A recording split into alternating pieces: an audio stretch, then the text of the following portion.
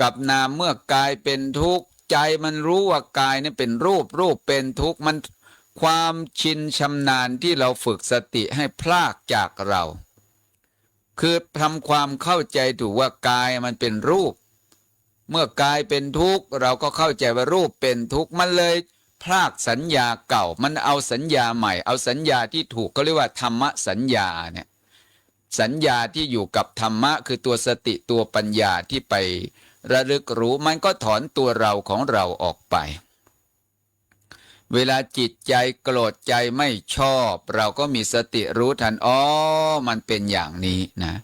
ถ้าเรารู้ว่ามันเป็นอย่างนี้โทสะมันต้องโกรธมันเป็นเรื่องของธรรมะให้มองเห็นเป็นเรื่องปกติความหลงก็เช่นเดียวกันมันเกิดขึ้นแก่พระก็หลงเกิดขึ้นแก่โยมก็หลงอ๋อมันเป็นอย่างนี้แต่ที่เรามารู้ทันนะก็เรียกว่ามารู้นามธรรมแต่เวลานามมันโกรธนามมันหลงเราก็เสียใจมันทำไมเป็นอย่างนี้นะนั่นมันผิดธรรมชาตินะให้รู้ว่าธรรมะคืออะไรประเดี๋ยวเราปฏิบัติธรรมไม่รู้ธรรมประเดี๋ยวเราก็กำหนดธรรมะไม่ถูกอีกประเดี๋ยวปฏิบัติธรรมเราปฏิบัติไม่ได้เราจะไปเอาถ้าเราคิดจะไปเอามันก็ผิดธรรมชาติพระพุทธเจ้าตรัสไว้แล้วว่าการปฏิบัติธรรมว่าโลโภธัมมานังปริปันโถความโลภมันเป็นอันตรายต่อการประพฤติธรรมนะเราอย่าไปคิดว่าเราจะเอาสิ่งนั้นสิ่งนี้เราศึกษาเรื่องธรรมะก็มารู้ศึกษาเรื่องธรรมชาติหน้าที่ของรูปธรรมและนามธรรมเนี่ยเป็นสิ่งที่ประเสริฐการพูดเรื่องรูปเรื่องนามชื่อว่าไม่ยังศาสนาให้เสื่อมเนี่ยการศึกษาเรื่องรูปเรื่องนามชื่อว่าดำรงพระศาสนาไว้ได้เนี่ยอย่าลืมก็แล้วกันว่าอายุของเรามันไม่ได้อยู่กับที่มันหมุนไปสู่อำนาจความแก่ความเจ็บความตายนะเราก็มาปฏิบัติธรรมอธิษฐานจิตใส่บาตรทุกวันอาทิตย์ละครั้งเดือนละครั้งถ้าเราไม่มีเวลาไหว้พระสวดมนต์นั่งสมาธิเจริญภาวนาอธิษฐานจิตโยมวันหนึ่งข้างหน้าไม่แน่ชีวิตของเราประเดี๋ยวมันก็จะอำลาผ่าจากถ้าวันนั้นมาถึงเราจะโอดครวญภายหลังไม่น่าเลยนั่นแหละนะก็มองดูเวลามันก็ชั้นชิดติดมาโดยลำดับนะเข้าพรรษาแล้วญาติโยมเราก็มาสนใจเรื่องธรรมะการศึกษาธรรมะฟังธรรมะรายการพระเจ้าพระสงฆ์ออกอากาศวิทยุเราก็ฟังกันวันนี้รายการธรรมะคลายทุกข์หมดเวลาแล้วต้องติดตามในตอนต่อไปท้ายรายการนี้อาตมาภาพต้องขออนุโมทนาขอบใจขออ้างอัญเชิญคุณพระศรีรัตนตรัยคือคุณของพระพุทธเจ้าพระธรรมพระสงฆ์จงอำนวยอวยพรให้ท่านสาธุชนผู้สดับรับฟังจงมีความสุขความเจริญบรรลุธรรมเห็นธรรมโดยทั่วถึงกันจงทุกท่านขอเจริญพร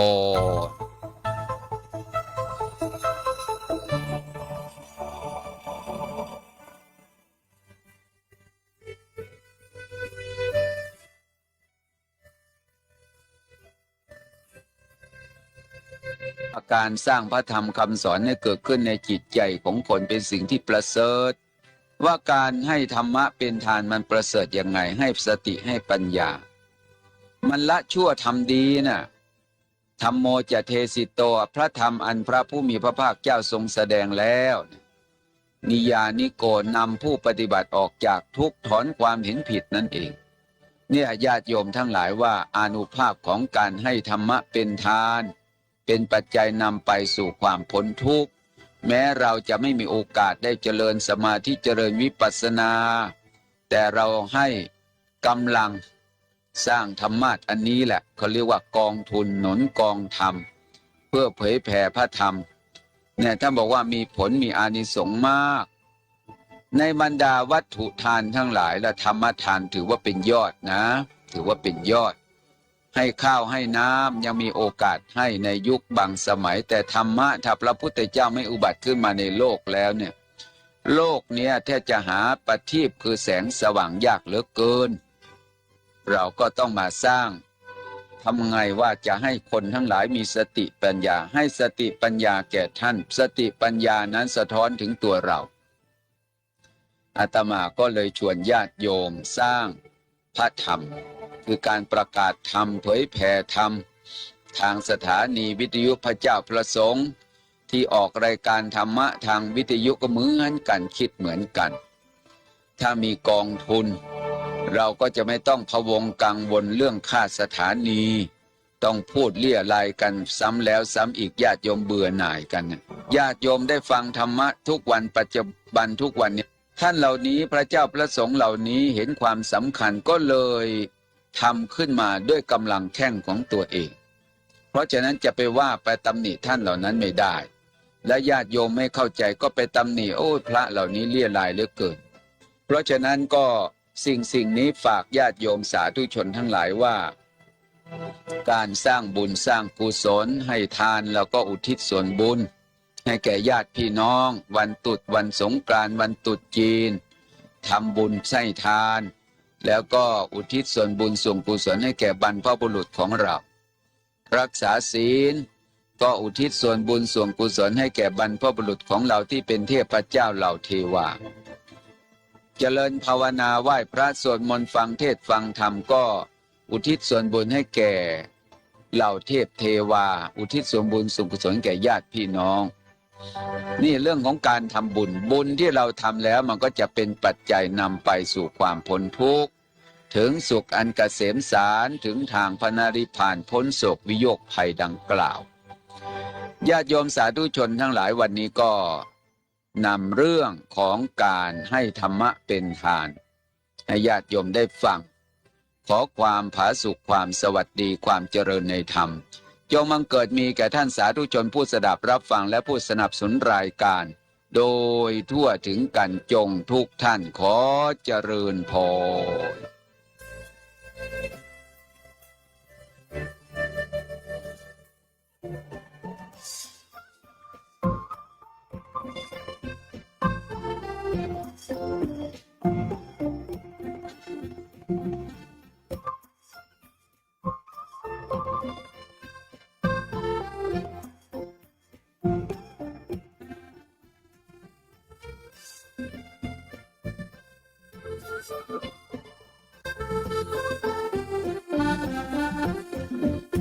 ขณะนั้นเหล่าปัญจวัคคีย์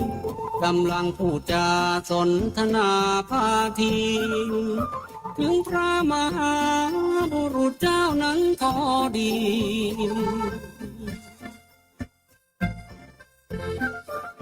นับแต่พวกเรานี้ห่างนับหายมานี้ไม่รู้เป็นตายร้ายดีหรือหนีไปอยู่แห่งใดพูดคุยกันถึงเรื่องเบื้องหลังสู่กันฟังแต่ครั้งยังอยู่รับใช้พระองค์จะคิดถึงพวกเรานี้บ้างหรือไม่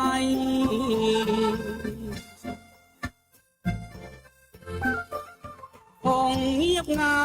เพราะเรามิได้อยู่ไกลเย็นย่ำค่ำคืนเช้าบ่ายหาคนคอยรับใช้ไม่มีนั้นองค์พระบรมศาสดาเสด็จมาใกล้ถึงปัญจวัคคีย์เปล่งพระฉับพลันนรังสี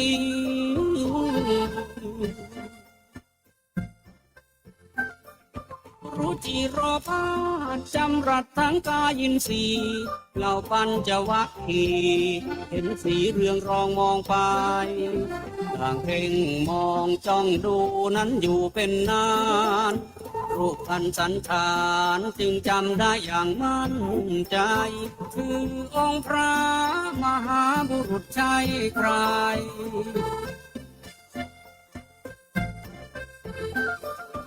จึงปรึกษา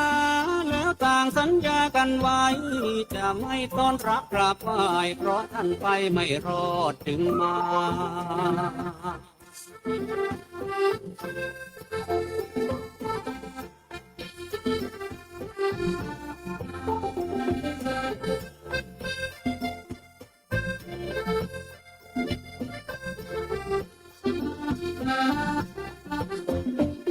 เที่ยวสอหาเราเพราะหาใครแบ่งเบาไม่มีคงทุกข์เต็มที่ทั้งราตรีและที่ว่าคิว พรรณทองใส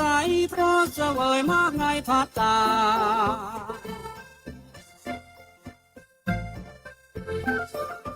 เราอย่าต้อนรับกราบไหว้น้อมกายวันทาจัดเพียงที่พักกายาไม่นำพารับบาตรจีวรแต่พอพระศาสดาจารย์เสด็จถึงฌานสำนักในดงดอนต่างลืมคำสัญญาแล้วมารับตอนบางหลังเท้ารับบาตรรวมทั้งจีวรกราบไหว้พระตรีดังก่อนตอนกระทำทุกรกิริยาแต่ยามทักทายดูไม่นอบนบไม่เคารพในองค์พระศาสดาว่าอาวุโสโคตมะเป็นคำนำหน้า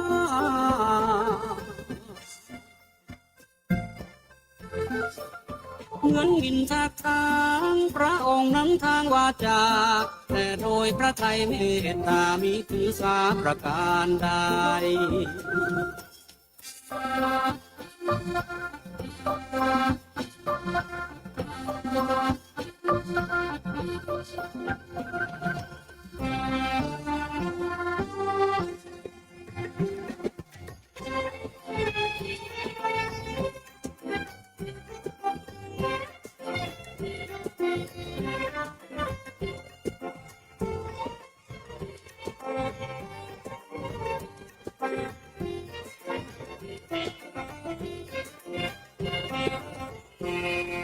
พระองค์ทรงตรัสห้ามทำนั้นปัญจวัคคีย์ด้วยมาครั้งนี้มีธรรมนำชัยตถาคตตรัสรู้พระสัพพัญญูโปรดไร้กิเลสสูญหายได้นิพพานมาปัญจวัคคีย์ยัง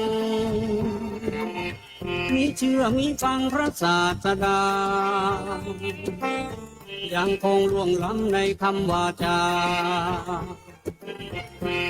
พระองค์จึงทรงตรัสไป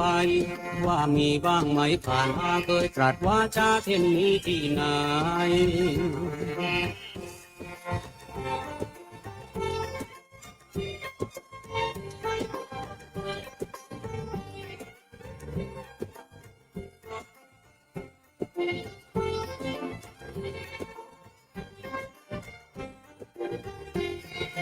ปัญจวัคคีย์ฟังระลึกย้อนหลังแต่ครั้งยาวไกลต่างยอมว่าไม่เคยได้ฟังมา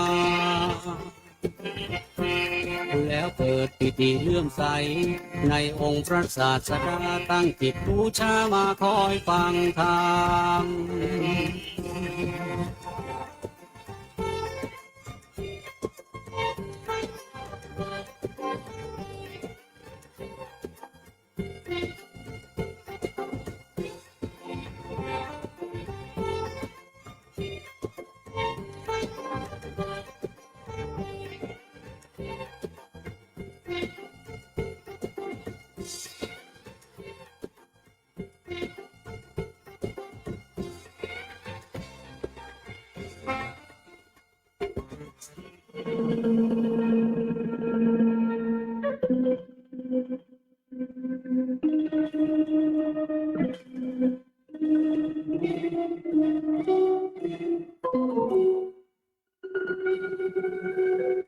ณราตรีนั้น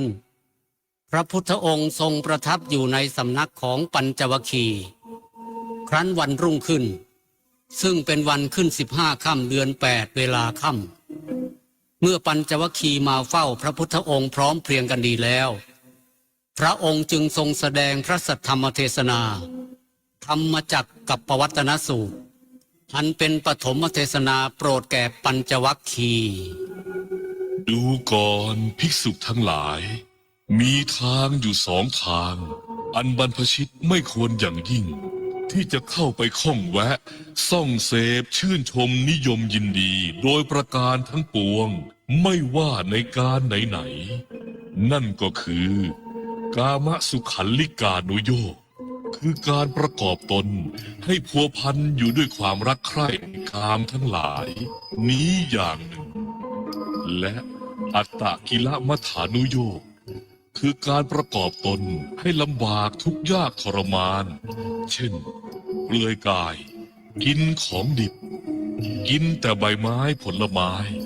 นอนย่างตนบนเตาไฟ นอนบนขวากหนามหรือกระทำทุกขกิริยาทรมานกายต่างๆ เพื่อหวังจะให้กิเลสเหือดหาย หวังได้มรรคผลนิพพาน ทั้งสองทางดังกล่าวนี้ หาประโยชน์อันใดมิได้ กายลำบากเปล่า เป็นของต่ำทรามเป็นปุถุชนนำมาซึ่งความทุกข์มิใช่ทางทำให้เป็นพระอริยะ ซึ่งบรรพชิตไม่ควรข้องแวะแตะต้องเลย ส่วนทางที่บรรพชิตควรเข้าไปข้องแวะและนิยมยินดีนั้น ย่อมมีอยู่แล้ว คือทางสายกลางอันเป็นทางและข้อปฏิบัติ ที่ทำให้เราตถาคตได้ตรัสรู้พร้อมแล้ว เป็นทางและข้อปฏิบัติ เพื่อให้เกิดจักษุคือดวงตามองเห็นสัจธรรม เพื่อให้เกิดญาณเพื่อให้เกิดความสงบ เพื่อความรู้ยิ่งรู้จริง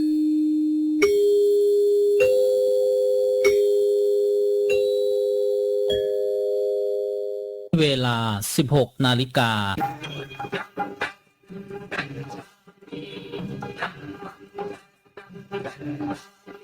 ฟังธรรมะกับสาระดีๆ FM 102.75 เมกะเฮิรตซ์กรรมุนาวัตตีโลโก สัตว์โลกย่อมเป็นไปตามกรรม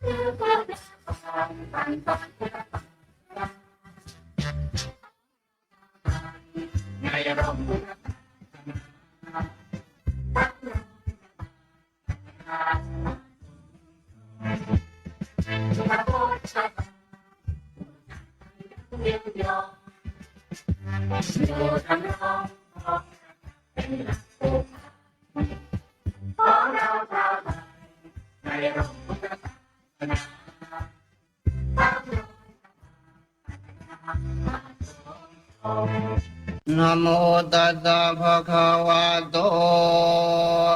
สำนักงานพระพุทธศาสนาแห่งชาติ ขอเชิญชาวพุทธร่วมใจปฏิบัติตามแนวศีล 5 คือ 1. ไม่มุ่งร้ายทำลายผู้อื่น 2. ไม่ทุจริตช่อโกง 3. ไม่ประพฤติผิดในกาม 4. ไม่หลอกลวงกล่าวเท็จ และ 5. ไม่เกี่ยวข้องสิ่งเสพติดให้โทษ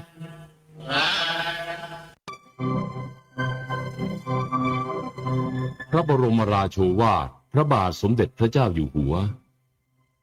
การเคารพบูชาผู้ควรบูชานั้น เป็นมงคลประการสำคัญ และการบูชาอย่างสูงสุดนั้น คือบูชาด้วยการประพฤติปฏิบัติตนให้ดี ขอให้นักเรียนทุกคนตั้งใจศึกษาเล่าเรียน และมันอบรมตนให้เป็นผู้ที่สมบูรณ์ด้วยวิชาความรู้กริยามารยาทและคุณธรรมทั้งปวงในพิธีพระราชทานประกาศนียบัตรและรางวัลแก่นักเรียนวชิราวุธวิทยาลัย 11 มีนาคม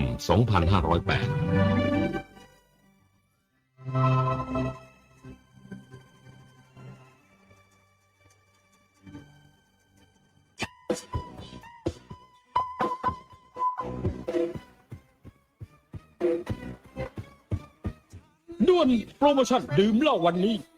ลดทันทีสติสัมปชัญญะแลกทันทีกับรายได้ที่หายไปแจกฟรีอุบัติเหตุและความรุนแรงแถมฟรีสารพัดโรคพิเศษสมัครด่วนวันนี้คอนเสิร์ตฟรีตลอดงาน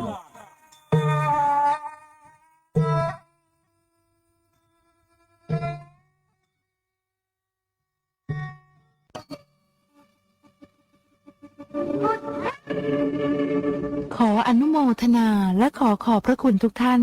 ที่ ร่วมเป็นเจ้าภาพและให้การสนับสนุน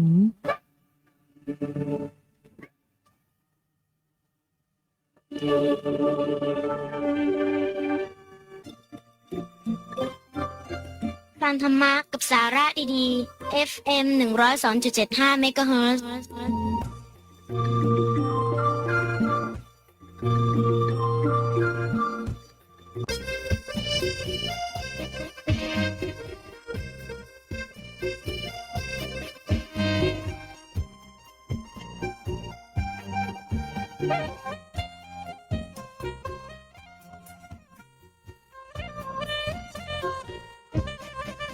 คุณกำลังรับฟังสถานีวิทยุพระพุทธศาสนาวัดพิโสภาราม ฟังธรรมะกับสาระดีๆ FM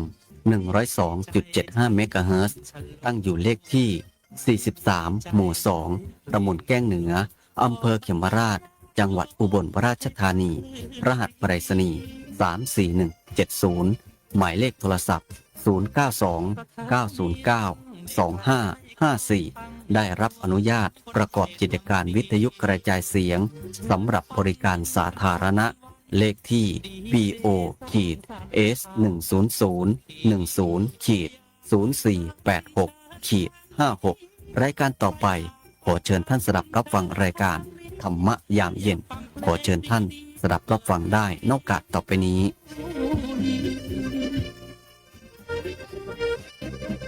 สถานีพระพุทธศาสนาฝากเพลงลอยมาย้ำชาวพุทธสร้างบุญ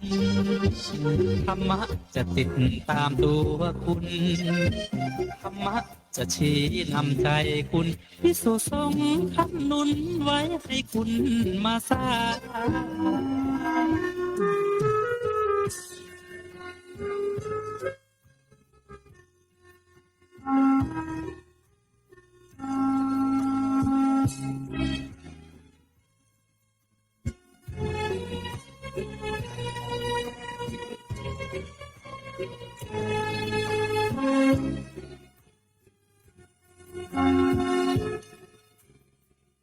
ริมฝั่งแม่น้ำยามสนธยา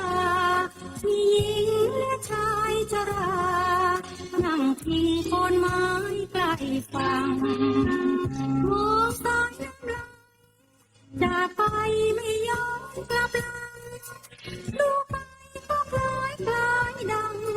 สังขารผ่านไปเพื่อนโต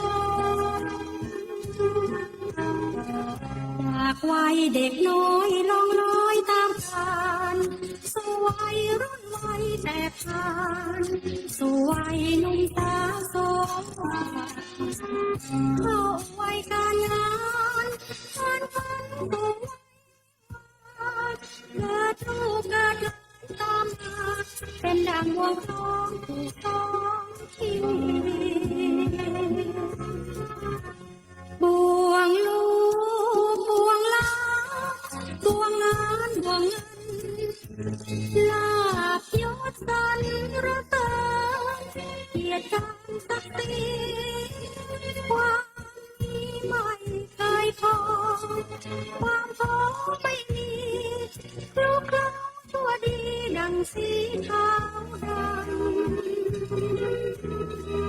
ร้อนเราเผาลนจนไว้ร่วงรอยสังขารลูกโอยนั่งโอยเรียกดังฟ้ายามใกล้ค่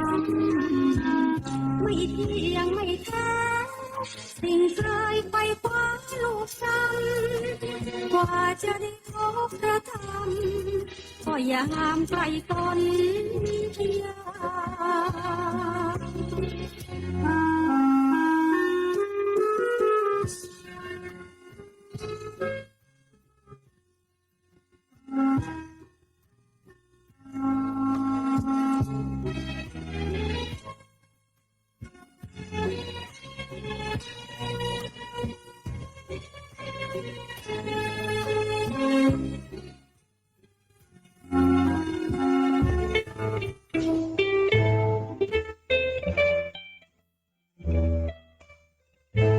ซีดีธรรมบรรยายชุดช่วยกันนำพาประเทศไทยให้ก้าวไปอย่างสง่างามในท่ามกลางประชาคมโลก โดยพระพรหมคุณาภรณ์ปอประยุตโต วัดยานเวศกวันตำบลบางกระทึกอำเภอสามพราน จังหวัดนครปฐมเรื่องที่ 5 เริ่มวิวัฒน์ที่กลางวิกฤต ตอนที่ 1 บรรยายเมื่อวันที่ 19 ธันวาคม พุทธศักราช 2540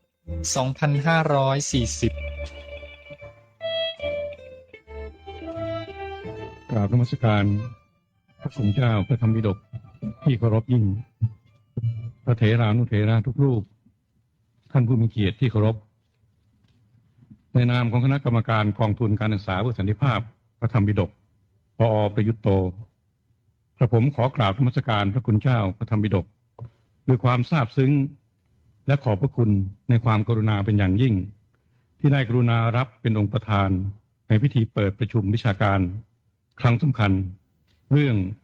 ความร่มเย็นในวิถีไทยนี้และยังกรุณาปาฐกถาพิเศษเรื่องพุทธวิธีในการแก้ปัญหาวิกฤตของชาติซึ่งสอดคล้องตรงกับสถานการณ์ของชาติณบัดนี้เป็นยิ่งนัก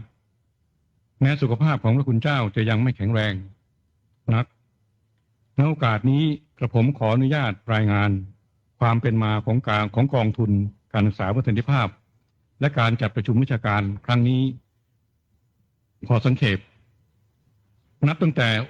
องค์การยูเนสโกได้ถวายรางวัลการศึกษาเพื่อสันติภาพ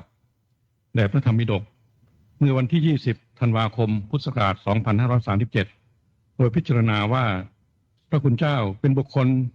ที่เพียบพร้อมด้วยภูมิปัญญาภูมิธรรมเป็นอย่างยิ่งมีความรู้ความสามารถยิ่งในการให้การศึกษาเพื่อนำไปสู่การสร้างสันติภาพแก่บุคคลทั้งหลายเป็นบุคคลที่มีความเพียรพยายามในการนำเสนอแนวปรัชญาที่มุ่งความสำคัญของสันติภาพภายในและให้ความร่วมมือสันติภาพภายในความร่วมมือของมนุษย์ที่จะนำไปสู่การแสวงหาแนวทางความรับผิดชอบร่วมกันเพื่อแก้ปัญหาสังคมเศรษฐกิจและศีลธรรมอย่างสันติเป็นบุคคลที่มีความมุ่งมั่นในการพัฒนาศักยภาพและคุณค่าของความเป็นมนุษย์มุ่งปลูกฝังค่านิยมสันติภาพให้เกิดมีขึ้นจากภายในและส่งประกายออกมาให้ผู้อื่นได้ประจักษ์และสัมผัสได้แต่ที่สุดก็จะส่งผลสะท้อนไปถึงความสัมพันธ์ระหว่างมนุษย์กับมนุษย์ประชาชนกับประชาชนรัฐต่อรัฐจนถึงสันติภาพบรรถาวรในระดับชาติรางวัลการศึกษาเพื่อสันติภาพของยูเนสโกนี้พระคุณเจ้าพระธรรมปิฎกได้รับต้องถือว่าเป็นเกียรติอย่างยิ่งแก่ประเทศไทยและแก่คนไทยทุกคนและแก่วงการพุทธศาสนาซึ่งพระคุณเจ้าเป็นพระสงฆ์องค์แรกในโลก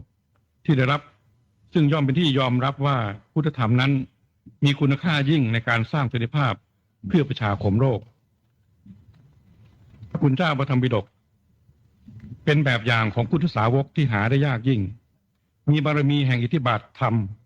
อันแก่กล้าในการศึกษาค้นคว้าพุทธธรรมจนมีความรู้ความเข้าใจอย่างแตกฉานในรุ่มลึกยิ่งจนได้รับการยอมรับและกล่าวขานว่าเป็นปราชญ์แห่งสยามด้วยจริยวัตรอันงดงามเรียบง่ายและมีเมตตาธรรมสูงประกอบกับความอุตสาหะความแน่วแน่มั่นคงทำงานหนักและความเพียรเป็นเลิศหลายคนจึงกล่าวว่าชีวิตของพระคุณเจ้านั้นเป็นลักษณะชีวิตที่กล่าวว่าชีวิตนี้เพื่องานนี้เพื่อทำพระคุณเจ้าได้สร้างงานที่มีค่ายิ่งฝากไว้ในวงการพุทธศาสนามากมายจนไม่น่าเชื่อทั้งการบรรยายธรรมการนิพนธ์การนำปฏิบัติธรรมการเผยแพร่พุทธธรรมในเฉพาะงานนิพนธ์มีประมาณร่วม200 เล่มหลายเล่มและหลายเรื่องได้รับความนิยมอย่างแพร่หลายและจัดพิมพ์ขึ้นหลายครั้งบางเรื่องพิมพ์ร่วม200 ครั้งเช่นธรรมนูญชีวิตเป็นหนังสือที่ถือว่าเป็นเพชรน้ำเอกของวงการพุทธศาสนาก็คือพุทธธรรมนั้นได้รับการพิมพ์อย่างแพร่หลายถือเป็นหนังสืออ้างอิงที่ดีที่สุดเล่มหนึ่งในวงการพุทธศาสนาในเส้นทางของการศึกษาและเผยแพร่พุทธธรรมอย่างต่อเนื่องโดยไม่รู้เหน็ดเหนื่อยไม่ยอมแพ้กับอุปสรรคทั้งปวงแม้บางครั้งจนต้องฝืนสุขภาพก็ตามพระคุณเจ้าพระธรรมปิฎกก็ไม่ได้ย่อท้อแต่แสดงภาวะของการเป็นผู้ให้ที่สมบูรณ์ยิ่ง มีความสุขในการที่จะให้ธรรมะในทุกรูปแบบ ด้วยผลงานที่มีคุณค่าพระคุณเจ้าได้รับเกียรติจากสถาบันอุดมศึกษาชั้นสูงเกือบทุกสถาบันในประเทศถวายปริญญาดุษฎีบัณฑิตกิตติมศักดิ์ให้ และเมื่อวันที่ 20 ธันวาคม 2537 ที่ได้กล่าวไปแล้วได้รับมอบรางวัลการศึกษาเพื่อสันติภาพจากยูเนสโกจากรางวัลนี้ย่อมเป็นเครื่องยืนยันอย่างชัดเจนว่าผลงานที่พระคุณเจ้าได้ทำงานอย่างหนักมาโดยตลอดนั้นทั้งการศึกษาค้นคว้าการเผยแพร่พุทธธรรมทั้งนอกและในประเทศเพื่อประยุกต์พุทธธรรมในการแก้ปัญหาชีวิตสังคมและโลก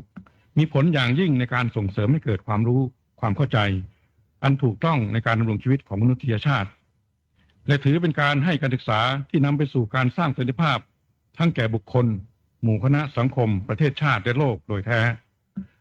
หลังจากได้รับรางวัลยูเนสโกแล้วพระคุณเจ้าต้องทำงานอย่างหนักยิ่งขึ้นเพราะต้องได้รับกิจนิมนต์ไปบรรยายในสถาบันต่างๆแทบจะไม่ว่างเว้นตารางการบรรยายนั้นแน่นไปเป็นระยะเวลา 3-4 เดือนล่วงหน้าจนบ่อยครั้งที่มีผลต่อสุขภาพแต่ก็ไม่ได้ย่อท้อจนเมื่อวันที่ 4 พฤษภาคม 2538 สำนักงานคณะกรรมการวัฒนธรรมแห่งชาติได้ประกาศให้พระคุณเจ้าเป็นผู้ทรงคุณวุฒิทางวัฒนธรรมซึ่งเป็นตำแหน่งที่มีคุณค่าและมีเกียรติยิ่งกองทุนการศึกษาเพื่อสันติภาพนั้นได้ก่อกำเนิดจากเงินทุนจำนวน 625,000 บาทที่พระคุณเจ้าพระธรรมปิฎกได้รับการถวายจากยูเนสโกและมอบให้กระทรวงศึกษาธิการจัดตั้งเป็นกองทุนเพื่อสืบสานการศึกษาเผยแพร่รณรงค์ให้มีการประยุกต์ใช้พุทธธรรมในกระบวนการจัดการศึกษาเพื่อสันติภาพคณะกรรมการกองทุนการศึกษาเพื่อสันติภาพซึ่งได้รับพระเมตตาจากสมเด็จพระยานสังวรโดยพระสังฆราชทรงรับเป็นประธานกิตติมศักดิ์ของกองทุนได้จัดกิจกรรมที่ก่อให้เกิดประโยชน์ต่อสังคมในประเทศชาติมาตามลำดับพอสรุปสาระสำคัญได้ดังนี้ 1. การจัดประชุมสัมมนาเชิงวิชาการเพื่อเรื่องการศึกษาประสิทธิภาพระหว่างวันที่ 15 ถึง 16 สิงหาคม 2539 ผลการประชุมนั้นได้นำไปสู่การปฏิบัติที่เป็นรูปธรรมหลายประการการที่ 2. การทอดพระป่าสามัคคีและการปาฐกถาธรรมของพระคุณเจ้าพระธรรมปิฎกเรื่องธรรมะกับสถานการณ์ปัจจุบันเมื่อเดือนธันวาคมเมื่อวันที่ 21 ธันวาคม 2539 ที่พุทธมณฑลเป็นผลให้เกิดกองทุนที่มีความเข้มแข็งขึ้นขณะนี้กองทุนมีเงินทุนทั้งสิ้นประมาณ5 ล้านบาทประการที่ 3ได้มีการจัดพิมพ์เผยแพร่ขยายผลงานของพระคุณเจ้าไปอย่างกว้างขวางทั้งสู่ประชาชนรวมไปถึงสถาบันการศึกษาทุกระดับทุกประเภทโดยคณะกรรมการกองทุนได้จัดพิมพ์หนังสือ2 เรื่องละ 5,000 เล่มกรมวิชาการกระทรวงศึกษาธิการได้พิจารณาคัดเลือกหนังสือที่จะจัดพิมพ์ทั้งหมด10 เรื่องด้วยกันแต่ได้พิมพ์ไปแล้ว4 เรื่องละ 50,000 เล่มประการที่ 4งานนิพนธ์ของพระเดชของพระคุณเจ้าพระธรรมปิฎกจำนวนมากกว่า165ชื่อเรื่องได้จัดทำเป็นบรรทัดโดยสถาบันราชภัฏพระนครเสร็จเรียบร้อยไปแล้ว103 เรื่องส่วนที่เหลือกำลังอยู่ในระหว่างการดำเนินงานต่อไปการที่ 5แนวคิดเรื่องสันติศึกษาที่คณะกรรมการได้เสนอต่อสำนักงานสภาสถาบันราชภัฏเพื่อให้เป็นรายวิชาพื้นฐานตามหลักสูตรในระดับปริญญาตรีทางสำนักงานสภาสถาบันราชภัฏได้จัดดำเนินการแล้วโดยความร่วมมือของสถาบันราชภัฏสวนสุนันทาและหน่วยศึกษาธิเทศสำนักงานสภาสถาบันราชภัฏประการที่ 6งานวิจัยการศึกษาเพื่อสันติภาพได้ผ่านการพิจารณาของคณะกรรมการโดยจัดสรรเงินทุนเพื่อการวิจัยให้แก่นางเยาวภาปิ่นทุพันธ์อาจารย์มหาวิทยาลัยสุโขทัยธรรมาธิราชในวงเงิน 1,7,800 บาท 7. การเผยแพร่ผลงานของพระธรรมปิฎกในโฮมเพจเพื่อนำเสนอผลงานต่อสาธารณชนทั้งในประเทศและต่างประเทศโดยความร่วมมือของมหาวิทยาลัยมหาจุฬาราชวิทยาลัยและสำนักงานสภาสถาบันราชภัฏการที่ 8การเตรียมจัดหอจดหมายเหตุพระธรรมปิฎกณหอสมุดกลางพุทธมณฑลเพื่อเป็นแหล่งศึกษาค้นคว้าผลงานของพระคุณท่านได้รับความร่วมมือจากกรมการศาสนาดำเนินการ 9. การคัดเลือกและมอบรางวัลแก่บุคคลในหน่วยงานที่มีผลงานดีเด่นในการส่งเสริมสันติภาพ เป็นงานสำคัญอีกงานหนึ่งที่คณะกรรมการจะดำเนินงานต่อไปในปีพุทธศักราช 2541 ในส่วนการประชุมวิชาการของกองทุนในครั้งนี้ให้ชื่อว่าความร่มเย็นในวิถีไทยประกอบด้วยสาระดังนี้พระคุณเจ้าพระธรรมปิฎกปาฐกถานำเรื่องพุทธวิธีในการแก้ปัญหาวิกฤตของชาติตามด้วยการพิปรายของคณะแรกเรื่องทางสู่ความร่มเย็นในสังคมที่รุ่มร้อนและการพิปรายในภาคบ่ายเรื่องพุทธะเพื่อความสงบเย็นซึ่งทางกองทุนได้รับความกรุณาอย่างยิ่งจากท่านวิทยากรผู้ทรงคุณวุฒิที่ได้กรุณาสละเวลาและจัดเวลาให้เพื่อมาร่วมระดมความคิดอันมีค่ายิ่งในวันนี้ทางกองทุนหวังไปอย่างยิ่งว่าผลจากการจัดการประชุมทางวิชาการในครั้งนี้จะได้แนวคิดที่เป็นประโยชน์ยิ่งเป็นแสงสว่างเป็นกำลังใจในการแก้ปัญหาของแต่ละท่านเพื่อไปเสริมแรงการแก้ปัญหาของชาติโดยส่วนรวมต่อไปเพื่อให้ผลการประชุมครั้งนี้สามารถสื่อสาระอันมีคุณค่าจากท่านวิทยากรทั้งหลายได้อย่างกว้างขวางสถานีวิทยุกระจายเสียงแห่งประเทศไทยได้กรุณาถ่ายทอดเสียงวิทยุโทรทัศน์ช่อง 11ได้มาบันทึกวิดีโอเพื่อที่จะนำไปเผยแพร่ในโอกาสที่เหมาะสมต่อไปการจัดงานในครั้งนี้ได้รับความร่วมมือจากหลายหน่วยงานที่กระผมจะขอกล่าวไว้ในโอกาสนี้พอสังเขปสำนักงานสภาสถาบันราชภัฏและสถาบันราชภัฏสวนสุนันทาเป็นแม่งานดูแลการประสานงานทั้งปวงและสถาบันราชภัฏสวนสุนันทายังได้รับดูแลเรื่องอาหารเครื่องดื่มสำหรับท่านผู้ที่เข้ามาร่วมประชุมในวันนี้ซึ่งอาจจะขัดตัวบกพร่องบ้างเพราะตอนแรกกำหนดไว้ประมาณ250แต่ก็ได้ขยายถึง350แล้วแต่คาดว่าจำนวนคนที่มาฟังวันนี้อาจจะมากกว่านั้นเข้าไปอีกก็คงจะไม่ได้รับความสะดวกเท่าใดนักกรมศิลปากรนั้นโดยหอสมุดแห่งชาติได้เอื้อเฟื้อห้องประชุมในครั้งนี้สำนักงานคณะกรรมการวัฒนธรรมแห่งชาติได้มอบหนังสือสำหรับแจกและอนุเคราะห์เงินสนับสนุนการประชุมครั้งนี้ 50,000 บาทมหาวิทยาลัยมหาจุฬาลงกรณราชวิทยาลัยรวบรวมปัจจัยจากผู้บริจาคสมทบกองทุนรายการโทรทัศน์รุ่งอรุณที่เมืองไทยจัดโดยคุณจักรภพเพ็ญแขได้กรุณาจัดรายการของช่อง 9ให้คณะกรรมการเจ้าหน้าที่ทุกท่านของทุกองค์กรได้ร่วมแรงทั้งกายใจเพื่อให้งานนี้สำเร็จแต่ท้ายที่สุดกระผมต้องขอขอบคุณท่านผู้มีเกียรติที่ได้ให้ความสนใจมาร่วมงานมาร่วมฟังการประชุมในวันนี้อย่างคับคั่งในนามของกองทุนการศึกษาเพื่อสันติภาพพระธรรมปิฎกอ.ประยุทธ์โตขอขอบพระคุณทุกท่านทุกหน่วยงานไว้เป็นอย่างสูงไปในโอกาสนี้บัดนี้ได้เวลาสมควรแล้วกระผมขอกราบนมัสการพระคุณเจ้าพระธรรมปิฎกได้กล่าวเปิดการประชุมและได้โปรดกรุณาแสดงปาฐกถาพิเศษตามลำดับต่อไปขอกราบนมัสการด้วยความเคารพยิ่งท่านพระเถรานุเถระท่านสัพพมจารีทั้งหลายขอเจริญพรท่านประธานและคณะกรรมการกองทุนการศึกษาเพื่อสันติภาพท่านผู้ทรงคุณวุฒิและญาติโยมสาธุชนทุกท่าน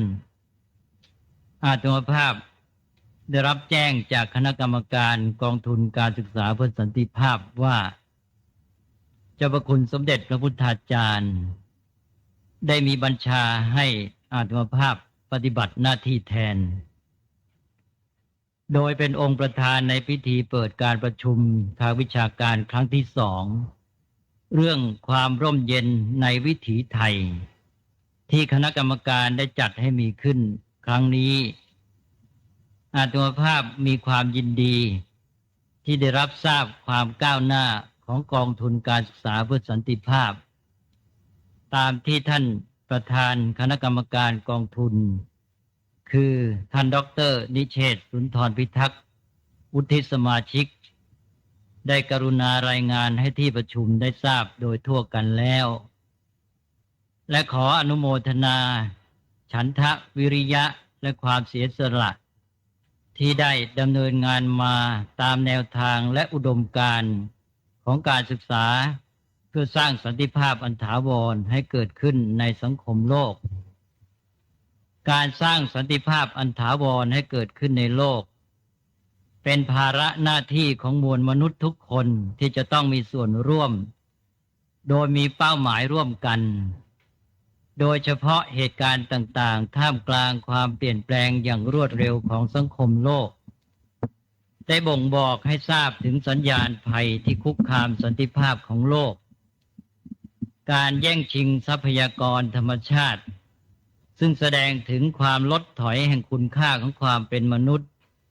ได้ก่อให้เกิดการแข่งขันเบียดเบียนกันระหว่างมนุษย์ทำลายสมดุลในระบบความดำรงอยู่ของธรรมชาติและทำลายสัมพันธภาพระหว่างมนุษย์กับมนุษย์จนเกิดปรากฏการณ์แห่งความเปลี่ยนแปลงในทางเสื่อมโทรมทั้งในด้านสิ่งแวดล้อมทางธรรมชาติและสิ่งแวดล้อมทางสังคมซึ่งล้วนแต่เกิดจากพฤติกรรมของมนุษย์ที่สั่งสมสืบทอดมาในทางที่ผิดพลาดทั้งโดยรู้เท่าไม่ถึงการและโดยเจตนานานมาร่วมศตวรรษแล้วที่มนุษย์ทั้งหลายได้เพียรพยายามแสวงหาแนวทางเพื่อการอยู่ร่วมกันอย่างสันติด้วยการรวมกลุ่มกันจัดตั้งองค์กรระหว่างประเทศเพื่อแก้ไขปัญหาของโลกแต่การทำลายล้างแย่งชิงและการแข่งขันก็ยังคงดำเนินสืบต่อมาจึงจำเป็นอย่างยิ่งที่จะต้องปลูกฝังการศึกษาเพื่อสันติภาพให้เกิดขึ้นในตัวบุคคลทั้งในระดับครอบครัวในระดับประเทศในระดับภูมิภาคและในระดับนานาชาติเพื่อให้ทุกคนที่อาศัยอยู่ร่วมกันในโลกเป็นผู้ร่วมสร้างสรรค์สันติสุขให้แก่โลกอาตมาภาพขออนุโมทนาในความร่วมมือของหน่วยงานทุกองค์กรทุกสถาบันขออนุโมทนาทุกท่านที่ได้มีส่วนร่วมเป็นกำลังสำคัญในการประชุมวิชาการครั้งที่2เรื่องความร่มเย็นในวิถีไทยครั้งนี้โดยเฉพาะงานของกองทุนการศึกษาเพื่อสันติภาพนี้ที่ได้ดำเนินมาด้วยอาศัยน้ำใจเสียสละเป็นอย่างสูงขอให้กุศลกิจที่เราทั้งหลายได้ร่วมกันบำเพ็ญจงส่งผลให้งานประสบความสำเร็จบรรลุเป้าหมายตามที่กำหนดไว้ทุกประการบัดนี้ได้เวลาอันสมควรแล้วอาตมาภาพขอเปิดการประชุมทางวิชาการเรื่องความร่มเย็นในวิถีไทยณบัดนี้ขอเจริญพรต่อแต่นี้ไปเนื่องจากอาตมาภาพได้รับนิมนต์ให้แสดงปาฐกถาติดต่อกันไปเพราะฉะนั้นก็จะไม่มีการพักก็จะได้แสดงปาฐกถาตามที่ได้รับอาราธนาทางคณะกรรมการก็ได้ขอให้พูดในชื่อเรื่องว่าพุทธวิธีแก้ปัญหาวิกฤตของชาติเวลานี้คำว่าวิกฤตนี่คนไทยได้ยินบ่อยมากแล้วก็เป็นเรื่องวิกฤตทางเศรษฐกิจรายการจัดการพูดการประชุมการอภิปรายปาฐกถาจะมีเรื่องวิกฤตการณ์ทางเศรษฐกิจนี้บ่อยการประชุมครั้งนี้ก็ไม่เว้นเหมือนกันพอเริ่มต้นการประชุมเรื่องแรกก็ให้พูดเรื่องแก้วิกฤตทีนี้เรื่องวิกฤตนี้ก็เป็นเรื่องน่าตื่นเต้นเป็นเรื่องที่หัวเรียวหัวต่อจะเปลี่ยนไปความจริงครับว่าวิกฤตที่ว่าจะเปลี่ยนเนี่ยก็ไม่แน่จะเปลี่ยนทางร้ายทางดีคือมันถึงจุดที่ถ้าพูดภาษาสามัญก็เรียกว่าย่ำแย่ที่สุดแหละนะพอถึงจุดย่ำแย่ที่สุดก็เป็นจุดเปลี่ยนทีนี้ว่าเปลี่ยนเนี่ยโดยมากเพราะว่ามันย่ำแย่คนก็เลยนึกไปในทางที่ไม่ค่อยดีความจริงคำว่าวิกฤตนี่มันจะเปลี่ยนอาจจะเปลี่ยนไปในทางดีก็ได้แล้วก็โดยทั่วไปนะไม่ใช่ทุกครั้งโดยทั่วไปเมื่อมันแย่ถึงที่สุดแล้วตกต่ำถึงที่สุดเปลี่ยนมันก็ต้องดีขึ้นแต่ว่าอย่าไปประมาทบางทีแย่ที่สุดแล้วก็กลายเป็นพินาศไปเลยเพราะฉะนั้นมี2 ทางอย่าให้เปลี่ยนจากวิกฤตเป็นพินาศหรือเป็นวิบัติวิกฤตวิบัติคำมันก็ใกล้ๆกันอยู่ เราก็ให้เปลี่ยนเป็นทางดีซะนะให้เป็นวิวัฒน์อย่าเป็นวิบัติ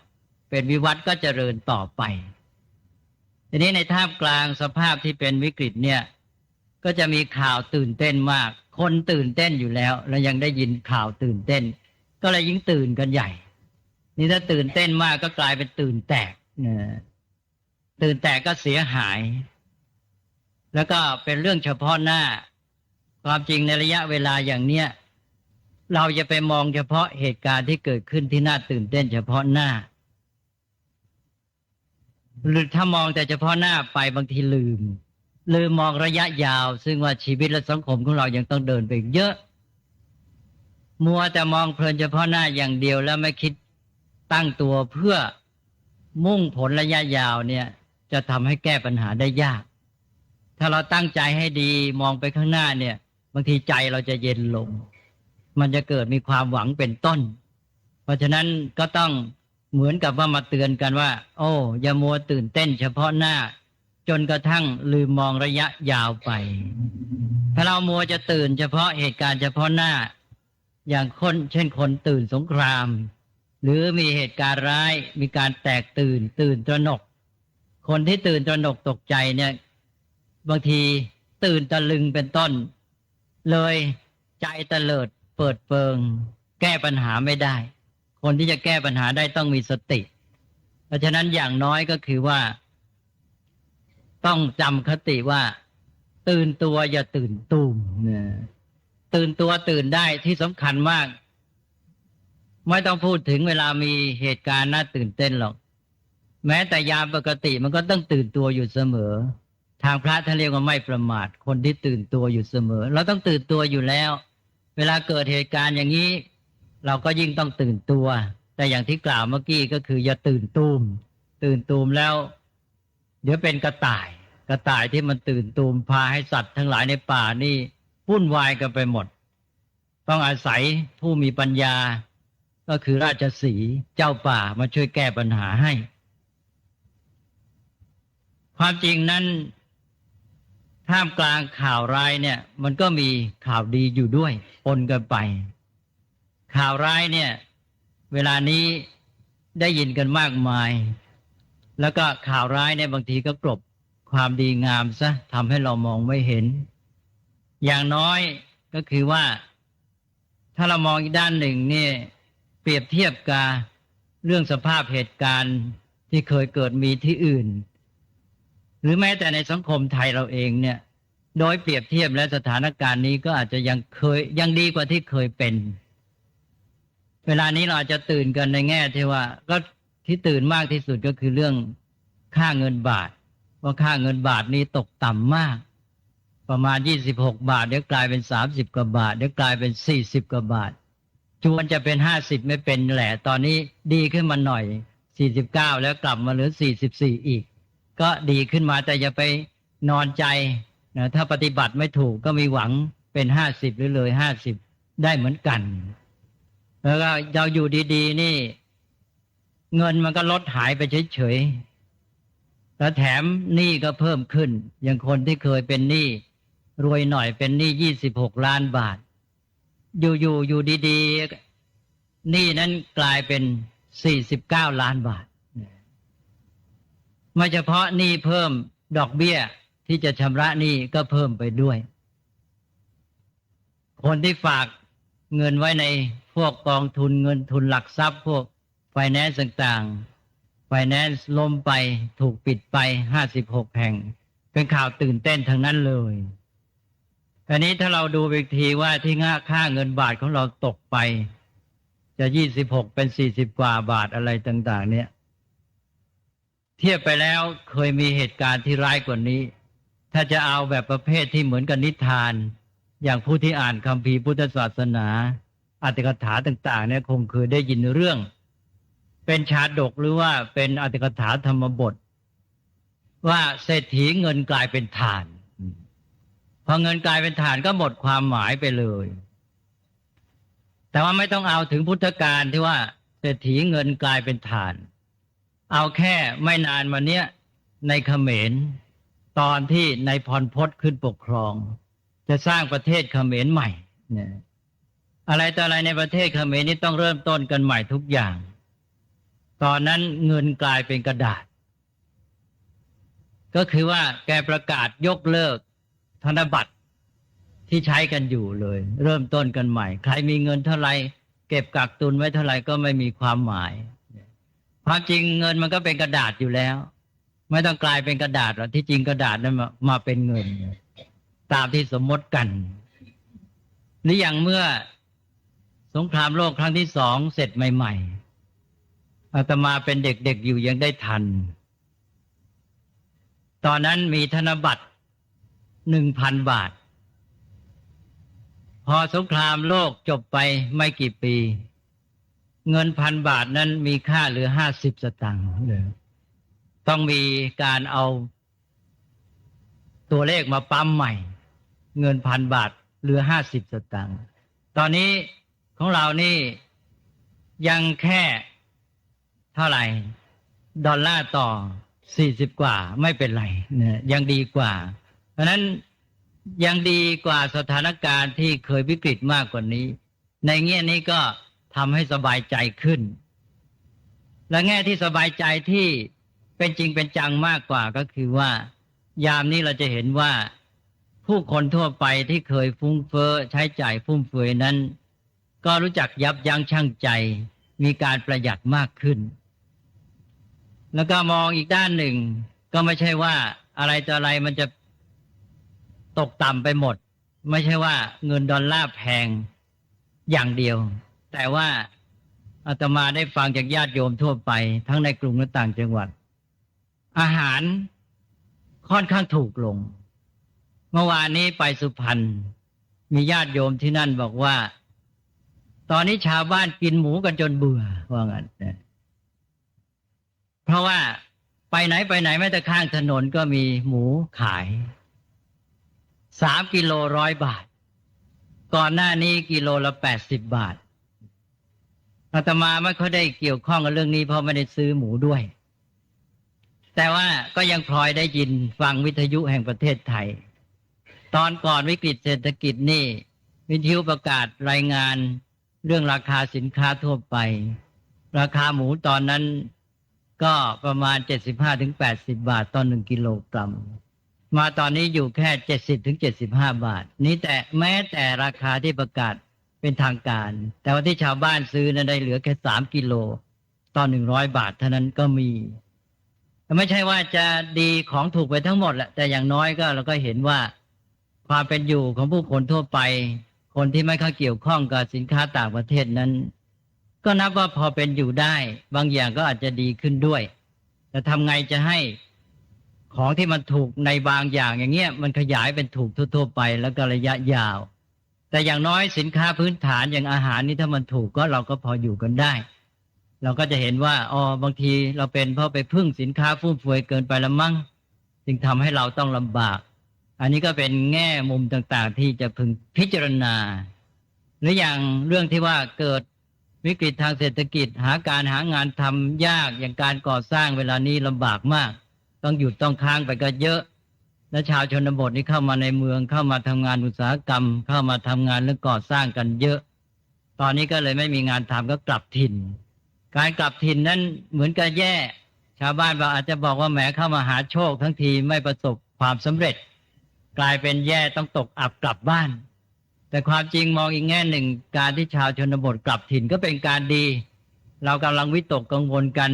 อย่างเคยพบกับสสบางท่านเมื่อก่อนวิกฤตทางเศรษฐกิจเนี่ย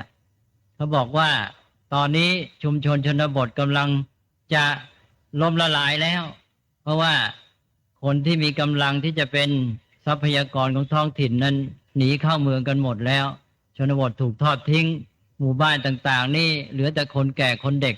ตอนนี้มันก็กลับเป็นว่าถ้ามองในแง่นั้นก็ดีสิคนที่เป็นกำลังเป็นผู้ที่เป็นความหวังของชนบทนั้นกลับไปท้องถิ่นของตัวเองทำไงเราจะให้เขาพัฒนาท้องถิ่นแล้วถ้าหากว่าเราหันไปกลับฟื้นฟูการเกษตรของเรานี่ก็จะเป็นแนวทางที่อาจจะถูกต้องโดยซ้ำเพราะว่าการเกษตรของเรานี่เป็นพื้นเดิมของประเทศชาติประเทศไทยนี้ก็มีความชำนาญพิเศษหรือว่ามีทุนเดิมดีในด้าน การเกษตร แล้วเรามาทอดทิ้งเพราะเราไปหวังเป็นอุตสาหกรรมอยากจะเป็นนิกเป็นต้น ตอนนี้เราก็มีโอกาสที่จะหันกลับไปฟื้นฟูการเกษตร บางทีมันอาจจะดีว่าเกษตรจะฟื้นตัวขึ้นมา นี่ก็เป็นแง่มุมต่างๆที่มันน่าจะเป็นทางที่ดีและอาจจะเป็นการเริ่มต้นที่ถูกต้องก็ได้ถ้าหากว่าเรา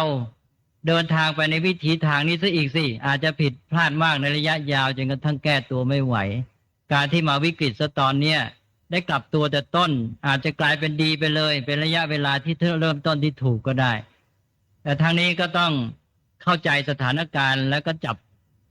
จุดของตัวเองให้ถูกว่าอะไรจะเป็นทางแห่งความเจริญก้าวหน้าอย่างแท้จริงและอย่าง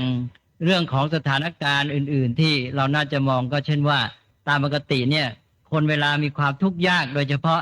เวลามีทุกข์ร่วมกันแล้วเนี่ยจะเกิดความสามัคคีเห็นอกเห็นใจกันก็มีร่องรอยบ้างว่าคนเนี่ยเริ่มเห็นอกเห็นใจกันแต่ก็ยังต้องมองต่อไปอีกว่าแง่ดีนี้จะเกิดขึ้นจริงจังหรือไม่ก็คือการที่คนไทยจะมีความสามัคคีพร้อมเพรียงกันถ้าว่าเราปรารภเหตุการณ์ร้ายแล้วเกิดความสามัคคีขึ้นมาจริงๆนี่ก็เป็นผลดีอย่างหนึ่งที่สังคมควรจะยินดีแล้วก็ถ้าเรารักชาติกันจริงๆตอนนี้ก็จะได้แสดงออกแล้วดูว่าคนไทยนี้มีความจริงใจต่อประเทศชาติหรือเปล่าเอาละไม่ต้องพูดไปถึงรักชาติละเอาแค่ว่าจริงใจต่อประเทศชาติเนี่ยก็เราก็จะสำรวจตัวเองและพวกเรากันเองได้เหล่านี้ก็เป็นแง่มุมต่างๆที่เราทั้งหลายจะได้เห็นว่าโอกาสนั้นมันมีอยู่ในท่ามกลางของปัญหาความทุกข์ยากและความวิกฤตอันนี้อย่างน้อยก็จะได้สำรวจตัวเองแล้วก็มีโอกาสที่จะฝึกฝนตนเองด้วยเอาพุทธภาษิตบทหนึ่งมาใช้อาตมาว่าพุทธภาษิตง่ายๆบทนี้มีประโยชน์มากใช้สำรวจตัวเองนี่พอเลยแล้วก็เป็นโอกาสที่จะตั้งต้นเดินทางไปให้ได้ผลมีความเจริญงอกงามมีพุทธภาษิตบทหนึ่งมาในชาดกง่ายมากอาตมาขอพูดให้ฟังก่อนสั้นๆกล่าวถึงว่าการครองชีวิตของผู้ครองเรือนแล้วก็ดูว่ามีความสำเร็จหรือความดีในขนาดไหนแบ่งเป็น4ขั้นก็ดูว่า4ขั้นนี้มีอะไรบ้างท่านกล่าวว่าคนครองเรือนขยันดีข้อหนึ่งขยันนี่ดีข้อหนึ่งมีทรัพย์แล้วแบ่งปันดีข้อสองยามรุ่งเรืองไม่เหลิงลอยดีข้อสามถึงคราวเสื่อมถอยไม่หมดกำลังใจดีครบสี่เนี่ยแค่นี้แหละเลยพรสำรวจตัวเองได้เลย4ข้อนี้เราได้ครบไหมได้เกรด A หรือเปล่านะเดี๋ยวนี้เขาก็วัดกัน4เนี่ยได้1หรือ2หรือ3หรือ4เนี่ยอย่างนักเรียนนี้สอบถ้าได้4ก็เต็มเลยนี่ดูว่าเราได้4หรือได้แค่ไหนที่ผ่านมานี่เริ่มต้นเนี่ยเราขยันจริงไหมเนี่ยที่เรามีความเจริญรุ่งเรืองค่อนข้างจะมั่งคั่งทางเศรษฐกิจขนาดที่ว่าปีหนึ่งมีความขยายตัวเติบโตทางเศรษฐกิจขึ้นสูงถึงในราว 8.5 เนี่ยเมืองไทยก็ถึงขนาดนั้นตอนนี้ติดลบแล้วเนี่ยถึงขนาดนั้นตอนรุ่งเรืองเนี่ยความรุ่งเรืองนั้นเกิดจากความขยันในการสร้างสรรค์ในการผลิตเป็นต้นหรือเปล่าหรือเป็นความเจริญมั่งคั่งตามกระแสลอยมาโดยอาศัยเช่นสมบัติยืมเข้ามาชมเป็นต้นเนี่ยก็ต้องดูและแม้แต่ความมั่งคั่งรุ่งเรืองที่เกิดขึ้นในยุคก่อนเนี่ยเกิดจากความขยันหมั่นเพียรในการสร้างสรรค์จริงไหมนี่ถ้าขยันจริงก็ได้ดีข้อหนึ่งแล้วนี่ก็สองมีทรัพย์หรือได้แล้วแบ่งปันมีทรัพย์แล้วแบ่งปันดีข้อสองก็คือว่าเวลารุ่งเรืองมีมั่งมีขึ้นมาแล้วก็รู้จักช่วยเหลือแบ่งปันกันเฉลี่ยเจือจานกันนี่เราได้ไหมคะแนนขั้นสองต่อไปขั้นสามยามรุ่งเรืองไม่เหลิงลอยนี่ตอนที่มั่งคั่งพรั่งพร้อมเนี่ยเราอยู่กันด้วยความที่สำนึกตัวมีความระมัดระวังชั่งใจอยู่กันด้วยความเรียบง่ายพอสมควร มีความสันโดษเป็นต้น อยู่แต่พอดีเอาแค่เรียกว่าอยู่อย่างมัธยัสถ์พอดีหรือว่าเหลิงนะหลายท่านก็ตอบว่าของเรานี่ดูเหมือนจะค่อนข้างเหลิงนะเหลิงลอยและอาจจะเป็นเพราะความเหลิงลอยฟุ้งเฟ้อเป็นต้นนั้นด้วยก็เป็นเหตุให้นำมาสู่ความเสื่อมถอยในปัจจุบันทีนี้มาถึงปัจจุบันนี้ก็ถึงคราวเสื่อมถอยไม่หมดกำลังใจเอาและทีนี้มาประสบข้อที่ 4มาพิสูจน์ขั้นสุดท้ายเลยนี่ตอนนี้วิกฤตนี่เรามีกำลังใจดีไหมถ้าว่าคะแนนที่ผ่านมาไม่ค่อยดีเท่าไหร่มาถึงปัจจุบันนี้ต้องเอาดีให้ได้อย่าหมดกำลังใจถ้าหมดกำลังใจก็เสียหมดเลยเพราะนั้นถ้าเสียทั้ง4ขั้นก็0เท่านั้นเองนะอย่างน้อยอันปัจจุบันนี้อย่าให้0เพราะฉะนั้นถ้าเสื่อมถอยก็ต้องไม่หมดกำลังใจแต่ถ้าเราทำดีมาตลอดเราได้3มาแล้วตอนนี้ก็ถ้าเราทำอีก1ก็จะได้เต็มเพราะฉะนั้นจุดปัจจุบันเนี่ยข้อสำคัญก็คืออย่าหมดกำลังใจเอาพุทธพจน์แค่นี้ง่ายๆเนี่ยเอามาพิสูจน์สำรวจตนเองแล้วก็จะเป็นโอกาสในการที่พัฒนาฝึกฝนตนเองแล้วพอเราเสื่อมถอยไม่หมดกำลังใจนี่เราก็ต้องย้อนกลับไปตั้งต้น1ใหม่ละก็คือว่าต้องขยันดีข้อ1แล้วตอนนี้ถึงเวลาที่ต้องหันมาเวียนเริ่มต้นวงจรก็คือว่าต้องขยันนะดีข้อ1ทำไงเราจะเป็นคนขยันรู้จักจัดรู้จักทำรู้จักมีความหมั่นเพียรไม่ย่อท้อนะตั้งใจสำคัญก็คือเป็นผู้ผลิตผู้สร้างสรรค์ที่ว่าขยันก็คือขยันในการสร้างในการผลิตเป็นต้นไม่ใช่ขยันในการบริโภคนี่สำคัญว่าขยันจริงแต่ขยันบริโภคอย่างนี้ก็ลำบากนะเพราะคำว่าขยันนี่มันต้องหมายความว่าขยันจัดทำแล้วก็คือสร้างนี่เป็นตัวอย่างของการที่จะมองสถานการณ์เอาแล้วทีนี้พูดกันถึงเรื่องปัญหากันพอสมควรแล้วก็สำรวจตนเองถ้าเราตั้งตัวดีนี่ก็ถือว่าเป็นโอกาสที่เราจะได้ตั้งต้นให้ถูกต้องต่อไปคิดว่ามองในแง่ตั้งต้นให้ถูกเนี่ยดีที่สุดเลยตอนนี้เป็นโอกาสดีที่สุดที่เมืองไทยจะตั้งต้นสร้างชาติแก้ไขความผิดพลาดที่แล้วมาแล้วก็ทำทุกอย่างให้ดีหมดเลยฉะนั้นการตั้งต้นใหม่นี้เมื่อมันจำเป็นจะต้องตั้งต้นแล้วตั้งต้นให้มันดีที่สุดเลยเราก็เริ่มตั้งแต่การแก้วิกฤตละนี่ท่านบอกว่าให้พูดเรื่องพุทธวิธีในการแก้วิกฤตของชาติการแก้วิกฤตนั้นบอกแล้วว่าเรามักจะมองเฉพาะหน้ามันเป็นระยะสั้นและการแก้ปัญหาระยะสั้นนี่ถ้าไม่มองระยะยาวประกอบไปด้วยนะแม้แต่การแก้ปัญหาระยะสั้นก็ไม่ได้ผลจริงเพราะนั้นก็ต้องมองยาวมองไกลแต่ว่าเราก็อย่างว่าก็ต้องพูดเป็นขั้นเป็นตอนแรกนี้พูดถึงการแก้วิกฤตเฉพาะหน้าก่อนเวลาเรือแตกเวลาไฟไหม้ทำไงล่ะก็ต้องช่วยคนที่จะตายก่อนสิใช่ไหมอันนี้ก็สำคัญเหมือนกันแต่นี่อย่าลืมว่าเราอยู่ในเรือที่แตกด้วยกันนะไม่ใช่คนนอกเดี๋ยวโยมจะเป็นนึกว่าคนนอกมาช่วยทีนี้ถ้าหากว่าเราพูดถึงว่าเรือแตกไฟไหม้แล้วเรามองในแง่คนนอกก็เข้ามาช่วยคนที่ติดไฟคนที่จะจมน้ำเป็นต้นแต่นี้เราก็อยู่ในเรือที่แตกด้วยเราก็อยู่ในตึกที่ไฟไหม้ด้วยเนี่ยเราจะทำไงเราก็ต้องช่วยตัวเองตั้งตัวเองให้ดีด้วยมีความแข็งแรงตั้งตัวได้พร้อมกันนั้นไม่ทอดทิ้งคนอื่นก็พยายามช่วยเหลือแต่สิ่งที่สำคัญก็คือสำหรับคนที่อยู่ร่วมกันในสังคมนี้ต้องช่วยคนที่จะตายให้รอดให้เขามีทางไปอย่างน้อยก็มาช่วยชี้นำบอกทางให้ทางออกให้พ้นไปหนีไฟไปทางนี้นะชวนกันไปไม่ใช่ไปเอาตัวรอดคนเดียวแต่ว่าอันนี้ก็ต้องสุดแต่สถานการณ์ด้วย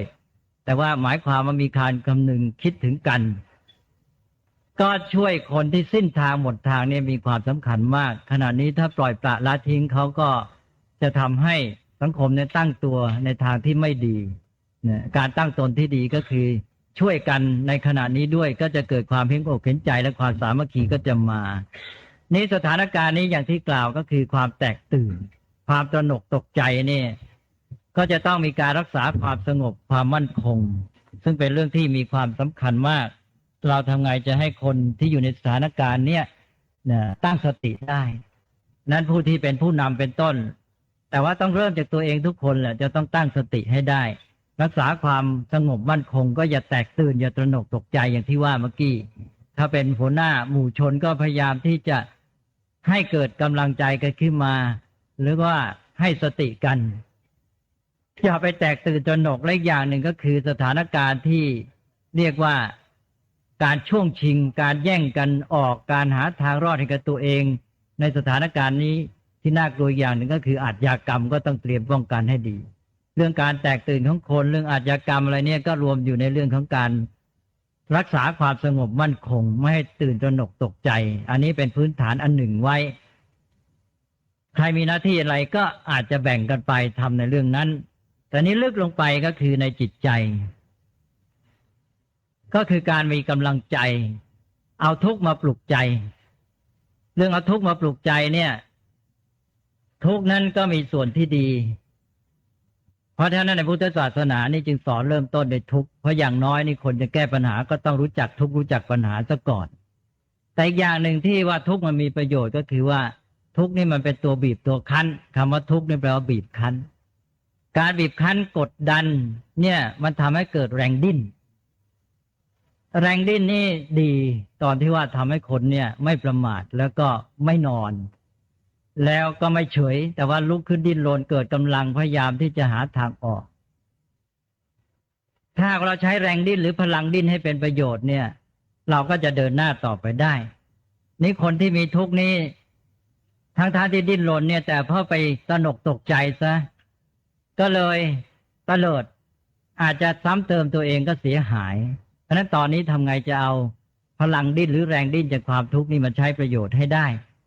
ก็เอาทุกข์มาเนี่ยเป็นเครื่องปลอบใจถ้าเราใช้เป็นก็เป็นประโยชน์เพราะว่าทุกข์นั้นมันคู่กับสุขคนเรานี่มุ่งหมายสุขตามวงจรปกติแล้วนี่ปุถุชนเนี่ยมีคติว่าเมื่อทุกข์บีบคั้นภัยคุกคามก็จะลุกขึ้นดิ้นรนขนขวายอันนี้เป็นธรรมดาพอทุกข์บีบแล้วก็เอาและลุกขึ้นดิ้นรนขนขวายทำไม่หยุดพอทำสำเร็จแล้วพอได้มาแล้วสมใจแล้วสุขสบายตอนนี้มีแนวโน้มจะนอนเสวยความสุขแล้วนะเพราะนั้นคนที่สุขสบายนี่กลายเป็นว่าคนหยุดพอหยุดแล้วก็เลยขี้เกียจเฉยชานั่นเลยกลายเป็นว่าความสุขเนี่ยที่จริงก็มีโทษความสุขนี้ทำให้คนหยุดนอนสบายแต่ความทุกข์นี้ทำให้คนดิ้นเพราะนั้นคนที่ประสบความสำเร็จจึงมาจากคนที่ประสบทุกข์หรือถูกบีบคั้นมากกว่าคนที่มีความสุขเพราะคนที่มีความสุขมักจะหลงเพลิดเพลินนอนสบายเพราะนั้นก็เอาทุกข์มาใช้ให้เป็นประโยชน์ส่วนสุขนั้นก็ต้องใช้ให้เป็นความสุขนั้นเดี๋ยวจะพูดต่อไปแต่ตอนนี้ตอนทุกข์เนี่ยเราใช้เป็นก็เป็นประโยชน์มากนี่เป็นด้านจิตใจก็ต้องมีจิตใจเข้มแข็งสู้วางใจต่อความทุกข์ให้ถูกต้องที่ว่ามาเป็นเครื่องปลุกปลอบใจแล้วก็อีกด้านหนึ่งก็คือปัญญาคู่กับกำลังใจก็คือปัญญาการมองเหตุการณ์ให้ถูกต้องการไม่ได้มองผิวเผินแต่เพียงปรากฏการณ์ตื่นตูมไปแต่มองให้ลึกซึ้งลงไปถึงว่าอะไรซ่อนอยู่ภายในเช่นเหตุปัจจัยเป็นต้นว่าเหตุปัจจัยอะไรแม้แต่เหตุปัจจัยของแต่ละคนที่ร่วมมาปรุงแต่งรวมกันเป็นสังคมนี้อย่างที่ว่าที่เราเป็นอยู่มาที่มีความฟุ้งเฟ้อเป็นต้นเนี่ยอาจจะเป็นเหตุปัจจัยของความเสื่อมอันนี้ถ้าเรามองได้ถูกต้องวิเคราะห์เหตุปัจจัยได้เราอาจจะแก้ไขสถานการณ์ได้ดีขึ้นอันนี้แหละก็จะเป็นทุนในการแก้ไขปัญหาทั้งระยะสั้นและระยะยาวแล้วก็มองกว้างออกไปแล้วก็ตั้งจุดหมายระยะยาวการตั้งจุดหมายก็เป็นเรื่องของปัญญาตั้งจุดหมายจากการเข้าใจสถานการณ์นี้แล้วก็วางจุดหมายระยะยาวเพื่อจะเดินทางไปในทิศทางที่ถูกต้องตอนนี้เป็นระยะเวลาสำหรับการใช้ปัญญาในแนวทางนี้ทั้งวิเคราะห์อดีตทั้งวางแผนอนาคตอันนี้ขอพูดว่าเป็นเรื่องของการตั้งตัวระยะสั้นแต่ต่อไปนี้ก็คือสิ่งที่สำคัญก็คือการแก้ปัญหาระยะยาวคิดว่าเราน่าสนใจเรื่องการแก้ปัญหาระยะยาวมากกว่าการแก้ปัญหาระยะยาวนั้นทำอย่างไรคนเรานี่ที่เป็นอยู่นี่เราต้องดำเนินชีวิตอยู่เสมอการดำเนินชีวิตเนี่ยมันอยู่ประจำตัวประจำชีวิตของคนเราแล้วคนเราก็มาประกอบกันขึ้นเป็นสังคมพอแต่ละคนดำเนินชีวิตอย่างไรก็จะเป็นวิถีชีวิตของสังคมอย่างนั้นซึ่งกลายเป็นวัฒนธรรมเป็นต้น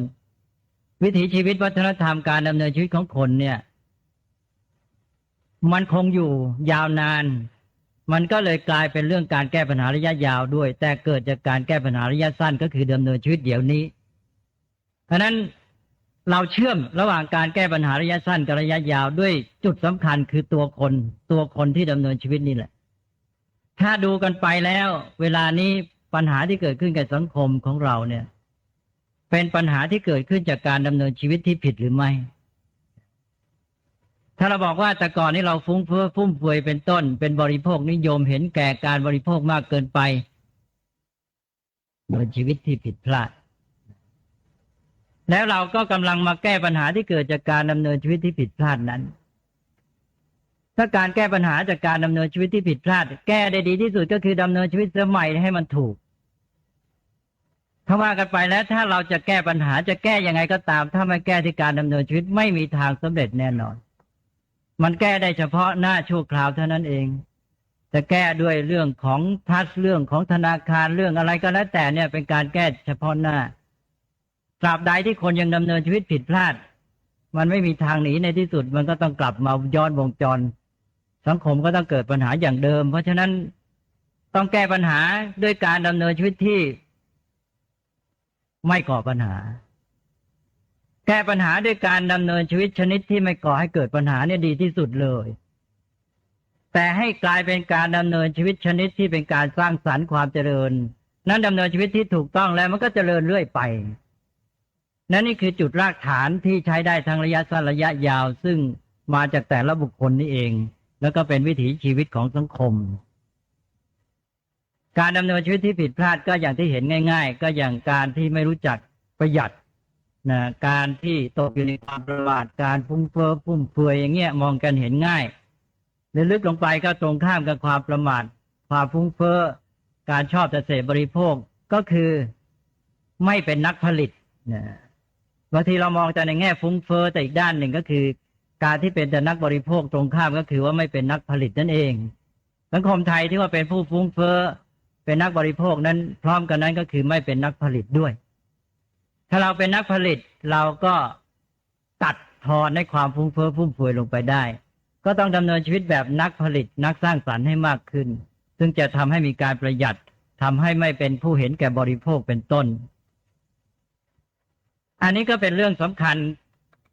คิดว่าจะไม่ต้องแจงรายละเอียดแต่เอาเป็นหลักการเลยว่าการแก้ปัญหาขั้นพื้นฐานที่สุดเพื่อระยะยาวก็คือแก้ที่การดำเนินชีวิตของคนเรานี่เองก็แก้ขอย้ำอีกทีว่าแก้ปัญหาด้วยการดำเนินชีวิตชนิดที่ไม่ก่อให้เกิดปัญหาแล้วถ้าเราดำเนินชีวิตที่ถูกต้องแล้วก็เป็นการแก้ปัญหาไปในตัวเลยแก้ปัญหาไม่ก่อให้เกิดปัญหาแล้วก็จะเป็นการสร้างสรรค์ไปด้วยนี่ก็ขอตั้งข้อสังเกตในที่นี้เลยว่าเมื่อพูดถึงเรื่องการดำเนินชีวิตแล้วเนี่ยมันก็เป็นปัญหาของการศึกษาโดยตรงเพราะการศึกษาที่แท้ก็คือเป็นเรื่องของชีวิตการศึกษานั้นเป็นการพัฒนาชีวิตทำให้เกิดการเปลี่ยนแปลงของชีวิตเราดำเนินชีวิตไม่เป็นเมื่อมีการศึกษาก็คือดำเนินชีวิตเป็นการศึกษาเช่นเลี้ยงดูการเลี้ยงดูก็คือการให้การศึกษาอย่างพ่อแม่เลี้ยงดูลูกพอเลี้ยงดูลูกหมายความว่ายังไงการเลี้ยงก็คือการมาช่วยหนุนช่วยเอื้อช่วยส่งเสริมให้เขาดำเนินชีวิตได้เองใช่ไหมการเลี้ยงมีความหมายอย่างนี้เพราะว่าถ้าเขาดำเนินชีวิตได้เองเราก็ไม่ต้องเลี้ยงทีนี้คนมักจะไปมองว่าเลี้ยงดูก็คือว่าเอาปัจจัยสี่เอาอะไรเครื่องบำรุงบำเรอมาให้บางทีเรามองพลาดไปจนถึงขนาดนี้นะนึกว่าการที่พ่อแม่เอาอะไรต่ออะไรมาให้นั่นคือการเลี้ยงคิดว่ามองเลยความหมายของการเลี้ยงไปแล้วที่เราเลี้ยงนะบางทีเราพูดว่าเลี้ยงตัวอย่างคนบางคนนี่เดินบนสะพานเล็กๆไม้เล็กๆทอดข้ามคลองเดินไม่ได้มันจะหล่นต้องเลี้ยงตัวถ้าเขาเลี้ยงตัวได้ก็คือเขาสามารถเดินไปรอดนี่คนที่เลี้ยงตัวไม่ได้ก็คือมันยังดำเนินชีวิตไม่เป็นดำเนินชีวิตอยู่ไม่รอดพ่อแม่เป็นต้นก็มาเลี้ยงก็คือมาช่วยเกื้อหนุนสร้างสภาพแวดล้อมเอื้ออำนวยต่างๆเพื่อให้เขาเตรียมตัวฝึกตัวเรียนรู้พัฒนาตัวไปสู่การที่จะเดินได้โดยตนเองคือดำเนินชีวิตได้โดยตนเองเมื่อเขาดำเนินชีวิตได้โดยตนเองก็คือว่าเขาก็เลี้ยงตัวได้เราก็เลิกเลี้ยงได้นั้นการเลี้ยงก็คือกระบวนการเกื้อหนุนให้คนนี่ได้เรียนรู้ฝึกฝนพัฒนาตนคือศึกษานั่นเองเพื่อจะได้ดำเนินชีวิตได้โดยตนเองทีนี้ตอนนี้ก็คือว่า การศึกษาเนี่ยจะต้องเข้าไปสู่การช่วยคนดำเนินชีวิตได้ดีได้ตนเองได้รอดแล้วก็ถูกต้องนี่ถ้าหากว่าคนดำเนินชีวิตไม่ได้ถูกต้องก็แสดงว่าการศึกษายังไม่ได้ผลจริงสิถ้าอย่างนั้นนั้นถ้าคนไทยดำเนินชีวิตมาผิดก็แสดงว่าการศึกษาของเรายังไม่ได้ผลจริงอ่ะเพราะเรายังไม่สามารถช่วยให้คนนี้ดำเนินชีวิตอย่างถูกต้องก็เป็นอันว่าเราจะต้องเอาใจใส่ปัญหาการศึกษาให้ได้ผลจริงก็คือการที่มาช่วยให้มันออกผลมาสู่การดำเนินชีวิตที่แท้จริงเลยถ้าดำเนินชีวิตอย่างไรถูกต้องเนี่ยเป็นเรื่องที่เราจะต้องมาศึกษาเพราะการศึกษาเป็นเรื่องของชีวิตก็คือการฝึกให้คนดำเนินชีวิตให้ถูกต้องถ้าคนไหนดำเนินชีวิตถูกต้องก็คือคนที่ได้ฝึกตัวเองดีแล้วนั่นเองอันเดียวกันเพราะฉะนั้นในพุทธศาสนานี่มีหลักการว่าศิกขาคือการศึกษาฝึกเพื่อให้เขาดำเนินชีวิตได้ดำเนินชีวิตได้ถูกต้องก็เป็นมรรคมรรคก็คือทางดำเนินชีวิตที่เกิดจากศิกขาคือการฝึกฝนศึกษาอย่างถูกต้องคู่กันฝึกให้เดินทางได้ถูกต้องให้ดำเนินชีวิตถูกต้องทีนี้ตอนนี้อย่างเราต้องการเช่นว่าให้คนดำเนินชีวิตอย่างประหยัดก็จะต้องมีการฝึกกันก็ขอยกมาเป็นตัวอย่างสักนิดหน่อยอย่างการฝึกให้คนประหยัดที่เราถือว่าจำเป็นขนาดนี้ถ้าเราบอกว่าให้ประหยัดการประหยัดมีความรู้สึกว่าโอ้ให้ใช้จ่ายแต่น้อยเคยใช้จ่ายฟุ่มเฟือยใช้มากสบายมีความสุขบำรุงบำเรอตัวเองตอนนี้ต้องใช้น้อยๆจำกัดจำเคียแหมรู้สึกบีบคั้นเลยพอพ่อแม่บอกลูกให้ประหยัดใช้น้อยๆนะลูกนี่รู้สึกบีบคั้นใจทันที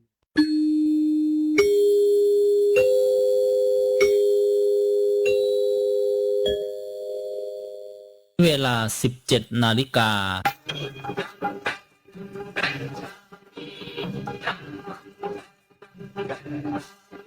ฟังธรรมะกับสาระดีๆ FM 102.75 เมกะเฮิรตซ์กัมมุนาวัตตีโลโกสัตว์โลกย่อมเป็นไปตามกรรม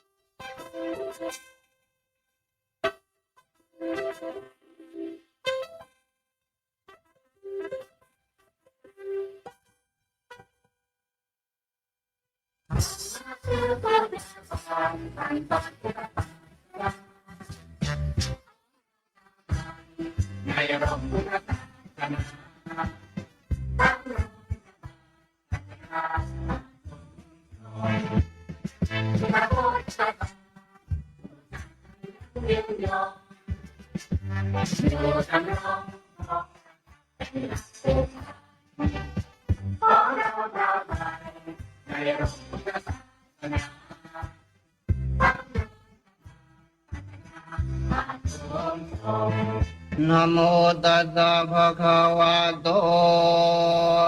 สำนักงานพระพุทธศาสนาแห่งชาติขอเชิญชาวพุทธร่วมใจปฏิบัติตามแนวศีล 5 คือ 1. ไม่มุ่งร้ายทำลายผู้อื่น 2. ไม่ทุจริตช่อโกง 3. ไม่ประพฤติผิดในกาม 4. ไม่หลอกลวงกล่าวเท็จ และ 5. ไม่เกี่ยวข้องสิ่งเสพติดให้โทษ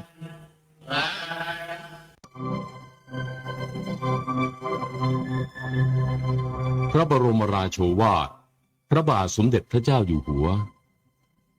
ในฐานะพุทธศาสนิกชนคนหนึ่งข้าพเจ้าใคร่กล่าวแก่ที่ประชุมนี้ซึ่งเป็นชุมชนแห่งผู้ที่นับได้ว่าเป็นผู้นำและผู้แทนพุทธศาสนิกชนทั่วโลกว่าในการที่ท่านทั้งหลายจะร่วมกันบำเพ็ญกรณียกิจเผยแผ่ปลูกฝังความเข้าใจและความเชื่อความเลื่อมใสสัจธรรมของพระพุทธศาสนาเพื่อประโยชน์สุขของชาวโลกนั้นกิจประการแรกและสำคัญยิ่งคือการเจริญธรรมของสัตบุรุษให้ถึงพร้อมในตัวท่านเองความเป็นสัตบุรุษจะเป็นทางชักนำให้ชาวโลกเกิดศรัทธามากยิ่งขึ้นและจะเป็นปัจจัยสำคัญช่วยให้ท่านสามารถรวมกำลังกันคิดพิจารณาให้เห็นวิธีปฏิบัติเพื่อให้พระพุทธศาสนาเป็นประโยชน์ในการรักษาสันติสุขของโลกได้แท้จริงข้าพเจ้าขอส่งความปรารถนาดีมายังผู้แทนศูนย์การพระพุทธศาสนานานาชาติทุกท่านและขออวยพรให้การประชุม ดำเนินลุล่วงไป โดยเรียบร้อยทุกประการพระราชปราศัยในการประชุมใหญ่ครั้งที่ 9 ขององค์การพุทธศาสนิกสัมพันธ์แห่งโลกณนครกัวลาลัมเปอร์สหพันธ์มาเลเซีย 12 เมษายน 2512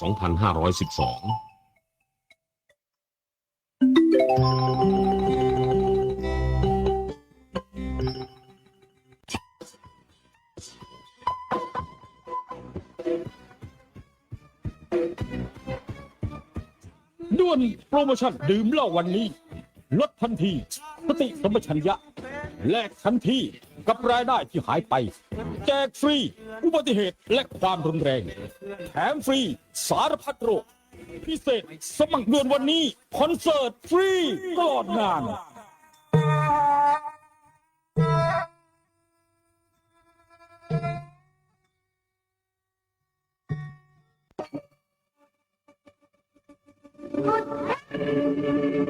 ขออนุโมทนาและขอบพระคุณทุกท่านที่ร่วมเป็นเจ้าภาพและให้การสนับสนุน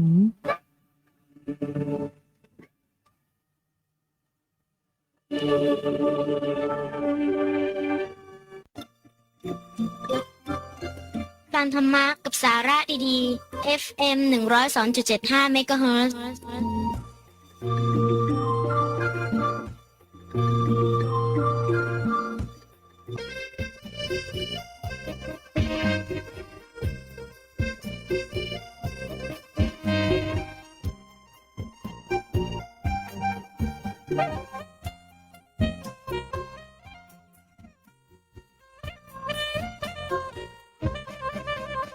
คุณกำลังรับฟังสถานีวิทยุ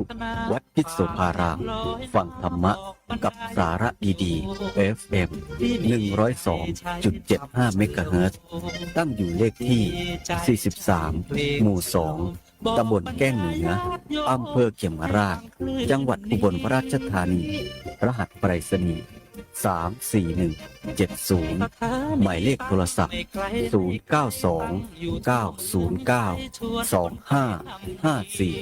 0929092554 ได้รับอนุญาตประกอบกิจการวิทยุกระจายเสียงสำหรับบริการสาธารณะเลขที่ BO-S 1000486-54 รายการต่อไปขอเชิญท่านผู้ฟังรับฟังรายการเด็กดีศรีอุบลขอเชิญท่านผู้ฟังรับฟังได้ในโอกาสต่อไปนี้ ธรรมะจะติดตามตัวคุณธรรมะจะชี้นำใจคุณพิสูจน์ทรงคำนุนไว้ให้คุณมาสร้าง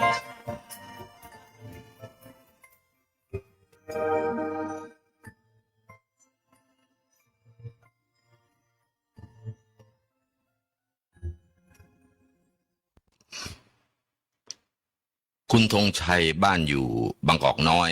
บ้านอยู่ในซอยเล่าว่ามีคนข้างบ้านแกนิสัยไม่ดี จุดไฟเผาใบไม้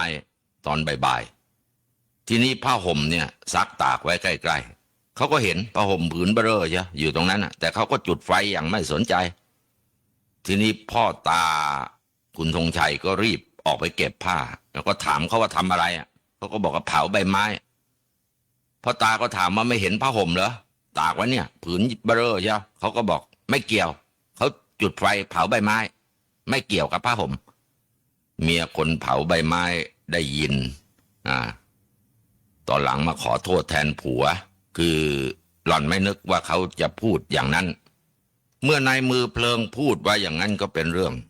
คุณธงชัยเป็นคนเลือดร้อนอยู่แล้วทะลันออกไปพ่อตาดึงตัวไว้แต่ว่าเขาก็มีไม้ท่อนหนึ่งติดมือไปด้วยกะจะฟาดก้านคอให้คว่ำเลยแต่เจ้าคนเผาใบไม้ทำเป็นไม่รู้ไม่ชี้เดินเข้าบ้านหน้าตาเฉยเรื่องนี้ก็ทำให้บาดหมางไม่มองหน้ากันอีกอยู่ต่อมาหลังจากนั้นราวๆสักปีหนึ่ง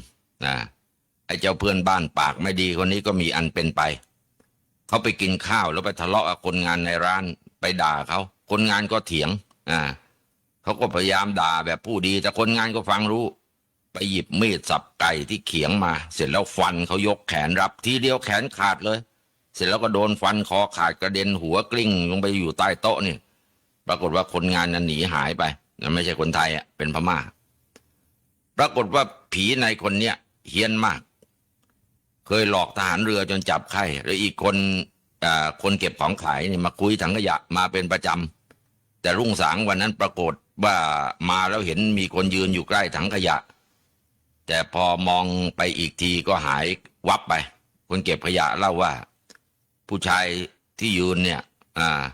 ร่างท้วมๆหัวล้านๆลักษณะตรงกับคนตายเป๊ะแล้วก็ตรงนั้นน่ะตรงกับหน้าบ้านเขาด้วยคืนหนึ่งคุณธงชัยเนี่ยกลับบ้านดึกลงจากรถตู้แล้วก็เดินเข้าซอยกลับบ้านรู้สึกมีคนตามมาแต่ใกล้ถึงบ้านแล้วไม่กลัวมันคงอยากจะได้เงินหรือโทรศัพท์มือถือเอาเถอะเดี๋ยวได้เห็นดีกันก็เหลือบจำเลืองมองเห็นตามมาไม่ห่างก็เลยหยุดหันกวักไปกะให้มันตกใจแต่คนที่ตกใจก็คือคุณธงชัยเองเพราะว่ามันหายไปแล้วหายไปไหนไม่รู้เร็วแวบเดียวยังก็หายตัวได้นี่เองก็ทำให้คิดว่าไอ้หมอนี่คงจะไม่ใช่มนุษย์ธรรมดาแล้วทบทวนก็นึกออกว่าคล้ายๆคนข้างบ้านที่ตายไปแล้วข้างฝ่ายเมียคนตายนี่ผัวตายตัวเองก็เป็นไม้เนื้อหอมเพราะว่ายังสาวยังสวยขาวอวบอีกต่างหากแล้วก็ไม่มีลูกแม้แต่คนเดียวเพื่อนรุ่นน้องทำงานอยู่ด้วยกันก็หมายปองจีบไปจีบมาก็ตามมาที่บ้านตกดึกคืนนั้นไอ้หมอนั่นกระโดดตบลงมาจากระเบียงบ้านลงมากระแทกพื้นสลบเหมือดเลยตัวเองนี่เปลือยล่อนจ้อนเนาะไม่ได้นุ่งแม้กระทั่งกางเกงในก็นับว่าโชคดีไม่ตายเพียงแต่ขาหักไป2 ข้างเท่านั้นเขาเล่าว่าผู้ชายคนหนึ่งท้วมๆหัวล้านๆไล่ฆ่าเขาด้วยมีดยาวๆเขาหนีไปทางไหนไม่ได้มันถูกไล่ต้อนจนมุมก็เลยต้องกระโดด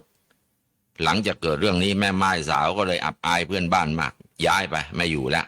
ไปเช่าคอนโดใกล้ที่ทำงานอยู่ส่วนบ้านก็ให้คนอื่นเช่าเพื่อจะเอาค่าเช่าบ้านไปจ่ายค่าคอนโดอยู่ต่อมาก็มีผู้หญิง2 คนมาเช่าบ้านนั้นอยู่ได้ไม่ถึงเดือนก็ร้องจากนะเพราะว่าคนหนึ่งอาบน้ำในห้องน้ำก็ได้ยินเสียงในถังน้ำใหญ่ๆที่ตักอาบเนี่ยมันมีเสียงมันตัวอะไรลงไปว่ายอยู่ก็ก้มลงไปดูสิ่งที่ทำให้เธอร้องกรี๊ดแล้วก็เป็นลมเลยมันก็คือมือข้างหนึ่งที่ขาดด้วนนิ้วทั้ง5กระดิกยุกยิกเหมือนขาปูกำลังว่ายน้ำอยู่เท่านั้นแหละเป็นลมนั่นก็เป็นเรื่องแปลกๆที่คุณธงชัยเล่าให้ฟังครับ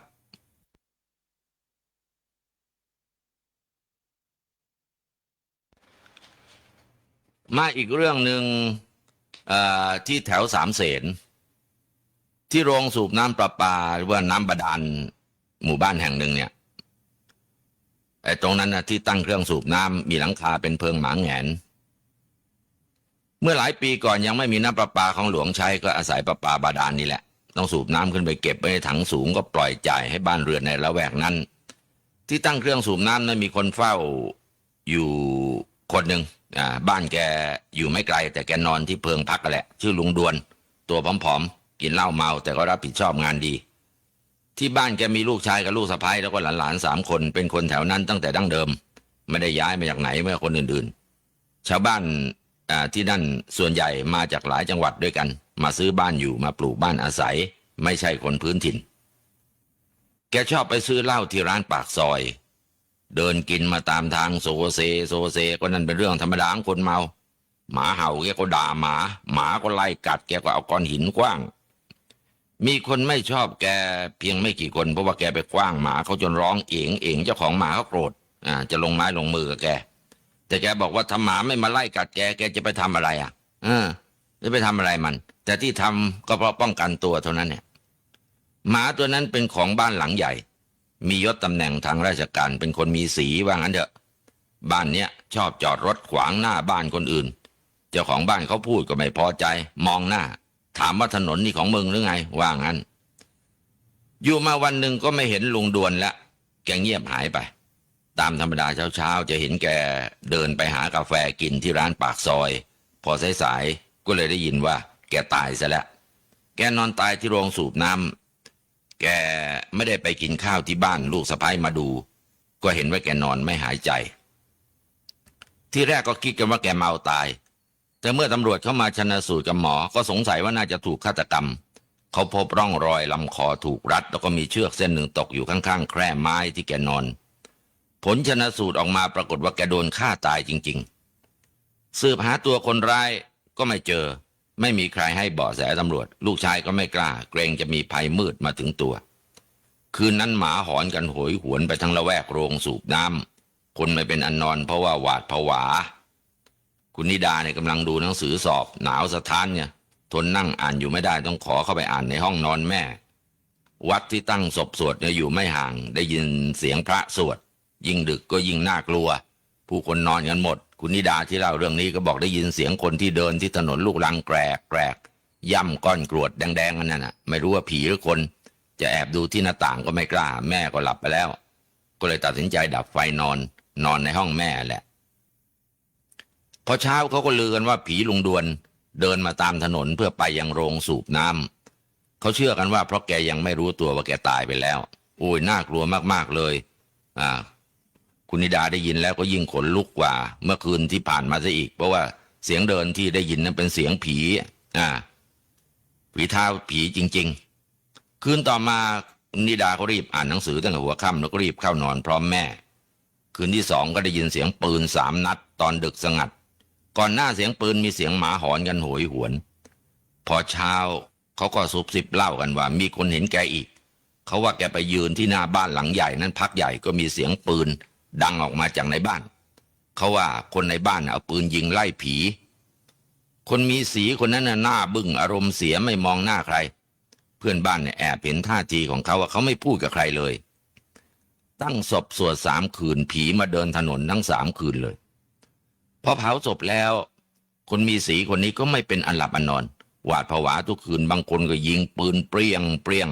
บางคืนก็เอาข้าวของบางอย่างขว้างปาออกมานอกบ้านมีคนเห็นว่าลุงดวนไปยืนอยู่หน้าบ้านนั้นคนมีสีแกก็ขับไล่ยิงไล่ผีจนคืนหนึ่งพลาดโดนหมาที่เขารักมากนี่ตายคาถนนก็ยิ่งทำให้เขาเดือดดาลหนักคนมีสีสบถด่าเรียกแกว่าไอ้ผีถนนเหตุเพราะชอบเดินแกรกตามถนนแล้วก็มาหยุดยืนที่ถนนหน้าบ้านเขาคนอื่นก็เลยเรียกผีถนนมั่งอยู่มาวันหนึ่งคนมีสีคนนี้หวาดผวาบ้าคลั่งทำปืนลั่นใส่หน้าท้องตัวเอง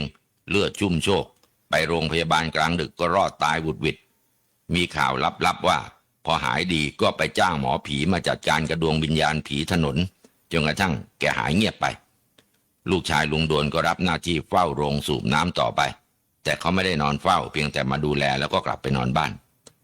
เดี๋ยวนี้ไม่มีแล้วโรงสูบน้ำที่ว่านี้ถูกรื้อไปหมดมีน้ำประปาบ้านเรือนสร้างเต็มแต่ว่าเรื่องของลุงดวนนี่ยังเล่าสู่กันฟังอยู่ครับที่ตรงนั้น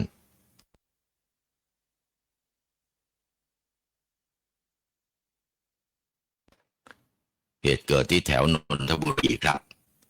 มีสามีภรรยาสามีชื่อนายปลิวแก่แล้วภรรยาก็ชื่อนางถนอมแก่เหมือนกันแต่ว่ายังแก่ไม่มากสมัยเมื่อยังแข็งแรงกันอยู่นี่แกค้าขายหลายอย่างพวกของกินไม่ว่าจะเป็นกระเพาะปลาก๋วยจั๊บก๋วยเตี๋ยวหมูหรือว่าผัดซีอิ๊วข้าวผัดจะทำขายมาแล้วหมดทุกอย่างไม่เคยประมาททำมาค้าขายได้ก็เก็บเงินเก็บทองเอาไว้เพราะรู้ว่าสักวันต้องทำไม่ไหวยามแก่เฒ่าจะลำบากทีนี้ก่อนที่ในปลิวสามีจะตายเนี่ยเป็นโรคเกี่ยวกับท้องแต่ไม่ใช่มะเร็งก่อนเข้าโรงพยาบาลก็แค่ท้องเสียถ่ายไม่หยุดก็ซื้อยาร้านหมอตีกินเข้าไปก็หยุดถ่ายได้ฉับพลันแต่ว่าอยู่มาไม่กี่วันก็เกิดปวดท้องแต่ถ่ายไม่ออกกินยาถ่ายก็ไม่ได้ผลก็เลยไปหาหมอก็รับตัวไว้รักษาหมอบอกว่าไม่เป็นอะไรมากเดี๋ยวก็กลับบ้านได้แต่หมอยังไม่ทันทำอะไรแกก็เกิดอาการกระวนกระวายเดี๋ยวร้อนเดี๋ยวหนาวหายใจไม่ออกไม่สงบเท้าเย็นเหงื่อแตกเสร็จแล้วแกก็ยกมือไหว้ท่วมหัวแกพูดออกมาว่าได้กลับบ้านแล้วได้กลับบ้านแล้วแกพูดอย่างเงี้ยแล้วตาค้างอ้าปากพลอยไปเลยพอแกตายแล้ววิญญาณของแกมาที่บ้านเนี่ยแม้จะไม่เห็นตัวแกแต่ก็รู้สึกว่าแกมาบางทีก็รู้สึกลมเย็นวูบวาบที่เนื้อตัวทำเอาสะดุ้งบางทีก็ได้ยินเสียงเดินแผ่วบางทีก็มีเสียงคนอยู่ในห้องน้ำแต่จริงๆแล้วไม่มีใครทีนี้นางถนอมก็กลัวมากเล่าให้เพื่อนบ้านฟังมีคนแนะให้ไปหาพระก็ไปหาพระท่านก็บอกว่าให้ทำบุญกรวดน้ำไปให้เสียก็ทำตามแต่ก็ไม่ดีขึ้นพอดีมีคนแนะให้ไปหาหมอผีก็เลยไปหาหมอผีหมอผีก็บอกว่าในปลิว ผัวนางถนอมเนี่ยยังไม่ถึงที่ตาย ยังไม่หมดอายุ แต่ว่าสังขารไม่ไหว ที่ก่อนตายแกอ้าปากแล้วตาค้างนะแกจะบอกว่ายังไม่ไป แต่แกฝืนสังขารไม่ได้ หมอผีบอกว่าแกยังวนเวียนอยู่ที่บ้าน แต่เมียไม่พูดกับแกก็เลยรบกวนมันทำให้ต้องตื่นอยู่บ่อยๆนอนไม่หลับกินยานอนหลับ2 เม็ดยังไม่หลับเลยบางทีหลับแล้วเดี๋ยวก็ตื่นทางที่ดีที่สุดในช่วงเนี้ยนางถนอมต้องทำเหมือนกับแกยังมีชีวิตอยู่เช้าเคยทำยังไงกลางวันทำยังไงเย็นทำยังไงต้องทำอย่างนั้นหมอผีคนนั้นก็แนะว่าเช้าเนี่ยเอาโต๊ะไปตั้งหน้าบ้าน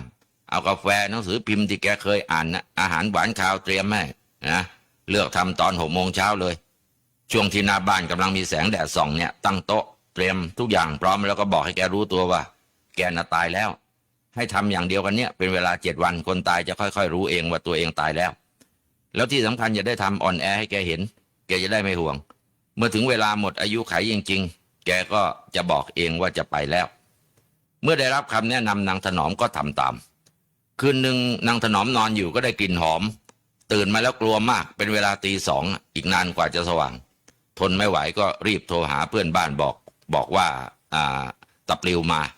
เพื่อนบ้าน2 ผัวเมียก็ดีเหลือเกินพากันรีบมาที่บ้านเพื่อนบ้านมาถึงก็ได้กลิ่นหอมเหมือนกันก็ถามว่ากลิ่นอะไรนางถนอมก็บอกว่าจุดธูปบอกผัวอยู่ตั้งนานว่าไม่ต้องห่วงราวๆ20 กว่านาทีในกลิ่นก็จางหายไปตั้งแต่คืนนั้นเพื่อนบ้านก็มานอนเป็นเพื่อนด้วย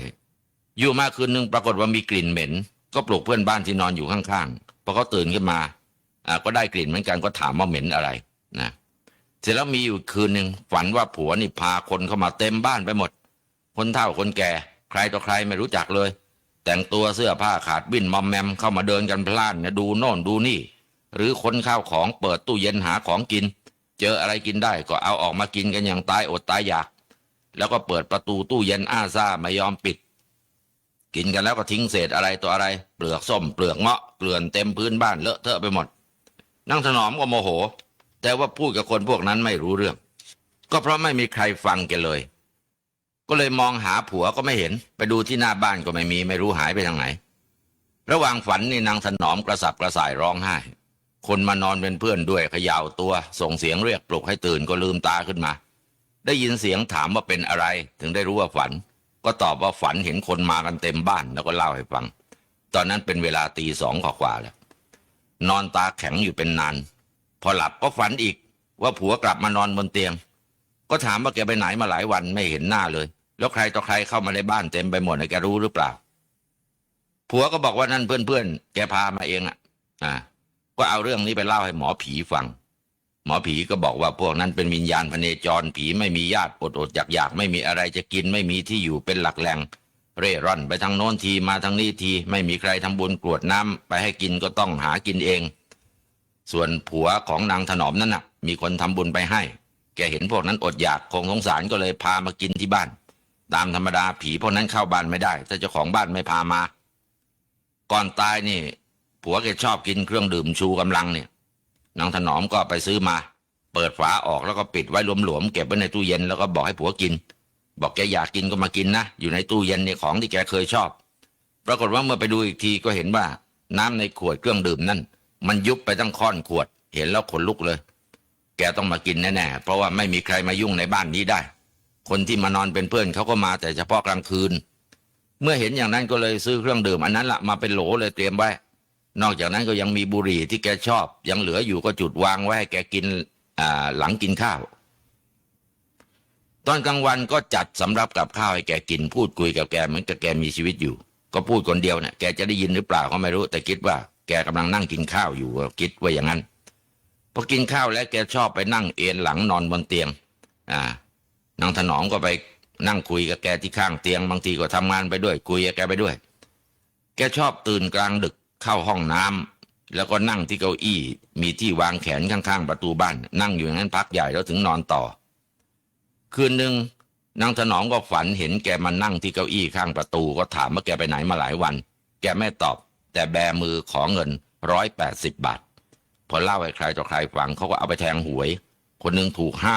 50,000อีกหลายคนก็ถูกคนละ2,000-3,000นางถนอมก็ทำตามที่หมอผีแนะนำอยู่7 วันหายไปจริงๆทีนี้ไม่มารบกวนอีกเลยนอนหลับสบายจนกระทั่งทุกวันนี้ครับ นั่นเป็นเรื่องจริงเกิดขึ้นที่จังหวัดนนทบุรีครับ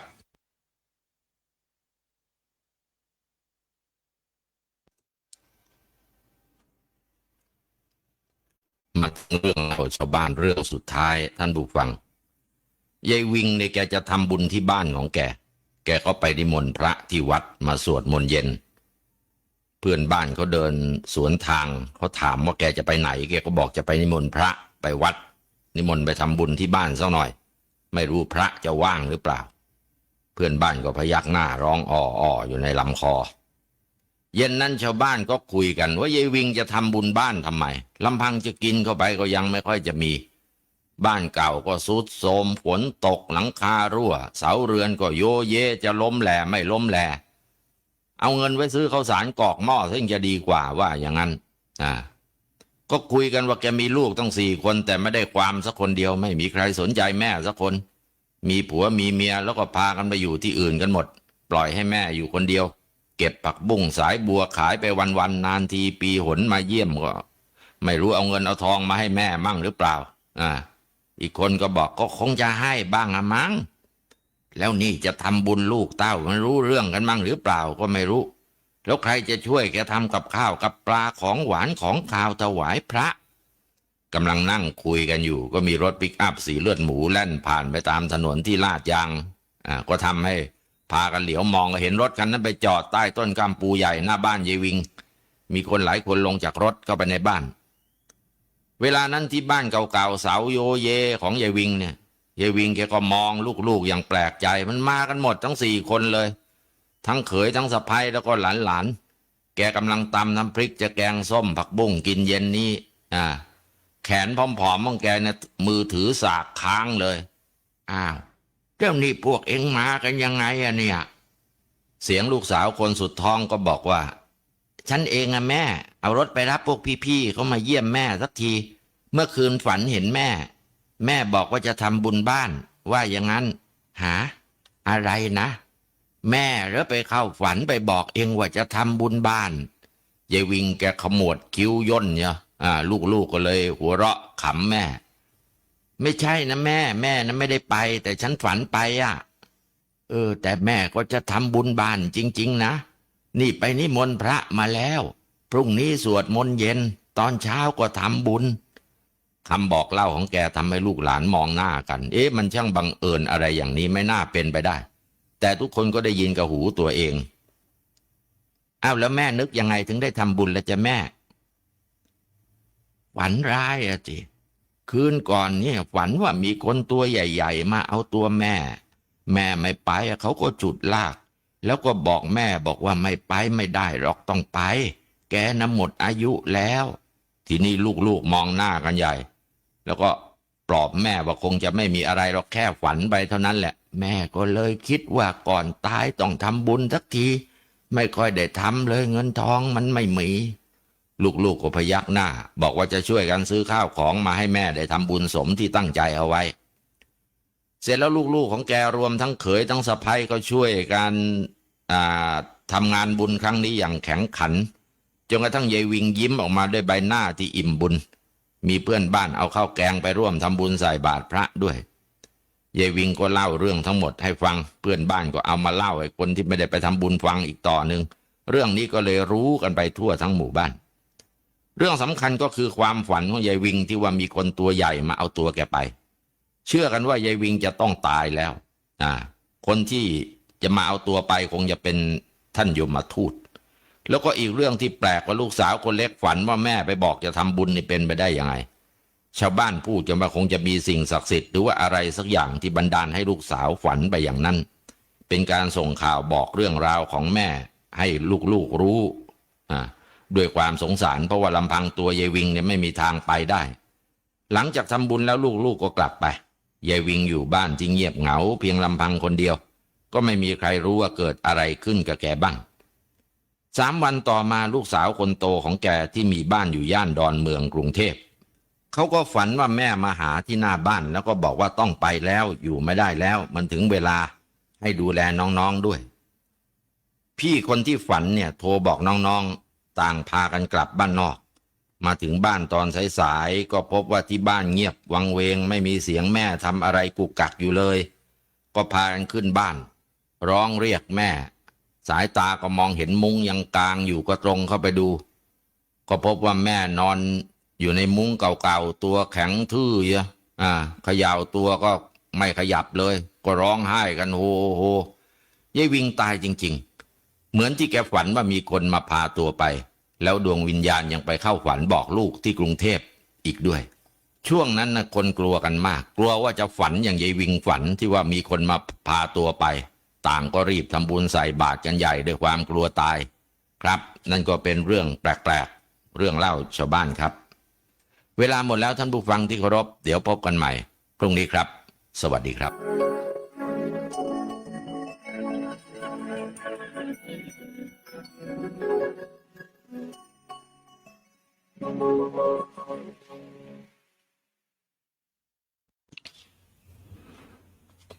ไอ้เรื่องโทษของเหล้ายาปลาปิ้งเนี่ยนะมีอีกเรื่องจะเล่าให้ฟังครับที่บ้านวังแดงแถวพนัสนิคมนะ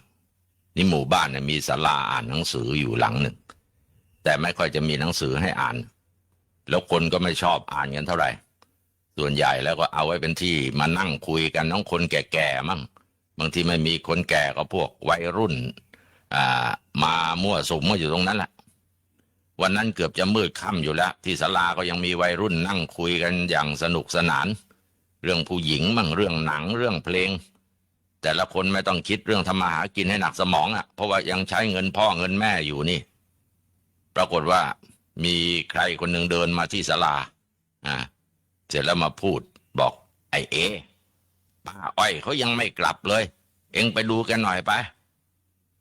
ช่างแกแต่พ่อประเดี๋ยวแกก็กลับมาเองแหละมันผิดเวลาจะมืดค่ำแล้วป้าอ้อยเขาไม่เคยกลับช้าอย่างนี้ไปดูกันหน่อยไม่ได้หรือไงมีเอาบอกให้ไปเองนี่ไม่ห่วงป้าบ้างเลยหรือไงสมบัติของแกนะแกก็จะยกให้เองนะโธ่พ่อผมกำลังคุยกันมันนั่นแหละเองชวนเพื่อนๆของเองไปด้วยไปช่วยกันหาไอ้เอก็สายหัวไปมาสีหน้ารำคาญเนี่ยก็มองไปทางเพื่อนที่นั่งอยู่ข้างๆไปเป็นเพื่อนข้าหน่อยเจิดแล้วจะให้ไปหาที่ไหนพ่อแกออกไปไร่เขาโพดก็ไปดูที่นั่นแหละไม่เจอก็หาดูให้ทั่วว่าแกไปเป็นลมอยู่ตรงไหนบ้างหรือเปล่าเอานี่เอาไฟฉายไปด้วยก็ส่งไฟฉายชนิดถ่าน3 ก้อนให้ไอ้เจ้าเอก็รับมาถือลองเปิดสวิตช์แสงไฟก็พุ่งออกมาใช้ได้ถ่านยังใหม่เสร็จแล้ววัยรุ่น3 คนก็ชวนกันเดินกันไปคุยกันไปออกไปทางถนนข้างคลองมะนาวแล้วก็ผ่านดงไม้ออกไปสู่ทุ่งกว้างไอเอมองไปทางไร่ข้าวโพดที่เห็นทะมึนอยู่ในความมัวซัวเข้าใต้เข้าไปก็มันอยู่ไม่ไกลหรอกไม่อีกกี่อึดใจก็ผ่านเข้าไปทางข้างๆไร่ข้าวโพดมันก็อยู่ทางไหนแล้ววะป้าอ้อยป้าอ้อยป้าอ้อยอยู่ไหนป้าอ้อยเฮ้ยพวกเอ็งช่วยข้าเรียกหน่อยสิไอพวกเพื่อนๆก็ช่วยกันป้องปากตะโกนป้าอ้อยป้าอ้อยไม่มีเสียงตอบรับมาเลยแสงไฟฉายก็กราดวูบวาบเข้ามาในป่าข้าวโพดไอ้เจ้าเอก็ชวนเพื่อนเดินดูรอบๆไร่เสร็จแล้วไอ้เจิดเป็นคนบอกใครนอนอยู่วะน่ะฉายไฟดิเฮ้ยป้าอ้อยนี่วะกรูกันเข้าไปร่างผู้หญิงสูงอายุนอนแน่นิ่งอยู่ข้างไร่ด้านทิศใต้ข้างตัวก็มีฝักข้าวโพดกระจัดกระจายช่วยกันดูหน่อยที่ว่าแกเป็นอะไรเสร็จแล้วก็ช่วยกันจับแขนเขย่าปลุกจะให้แกได้สติไอ้เจ้าพีก็ใช้มือของมันคลำชีพจรที่ข้อมือข้างขวาปรากฏว่าชีพจรไม่เต้นเฮ้ยป้าอ้อยตายแล้วนี่วะเอ็งรู้ได้ไงก็ชีพจรแกไม่เต้นเลยยุ่งแล้วเฮ้ยช่วยกันหามแกเข้าบ้านเร็ว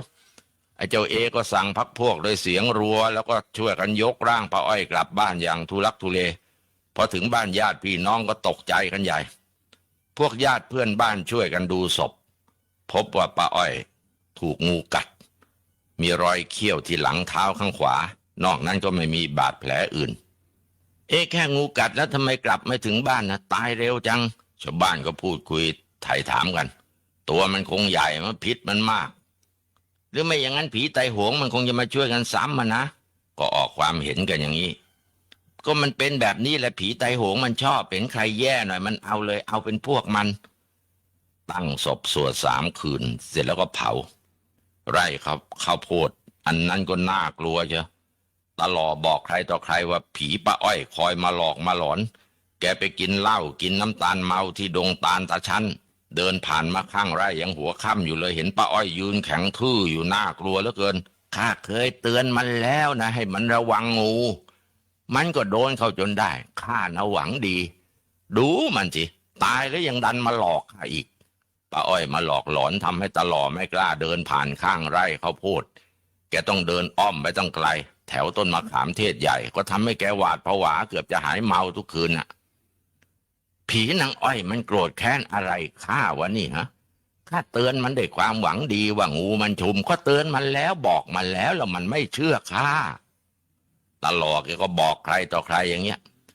คืนหนึ่งปรากฏว่าผีป้าอ้อยมายืนรอตลออยู่ข้างต้นมะขามเทศตลอเมาร้องลิเกผ่านมาผีก็หัวเราะฮิฮิฮิทำให้ตลอหายเมาทีนี้วิ่งหน้าตั้งเลยหกล้มเข่าถลอกปอกเปิกเอะอะโวยวายเรียกให้คนช่วยแกกลับมาถึงบ้านก็ยังไม่หายตกใจกลัวหลับหูหลับตาร้องลูกเดียว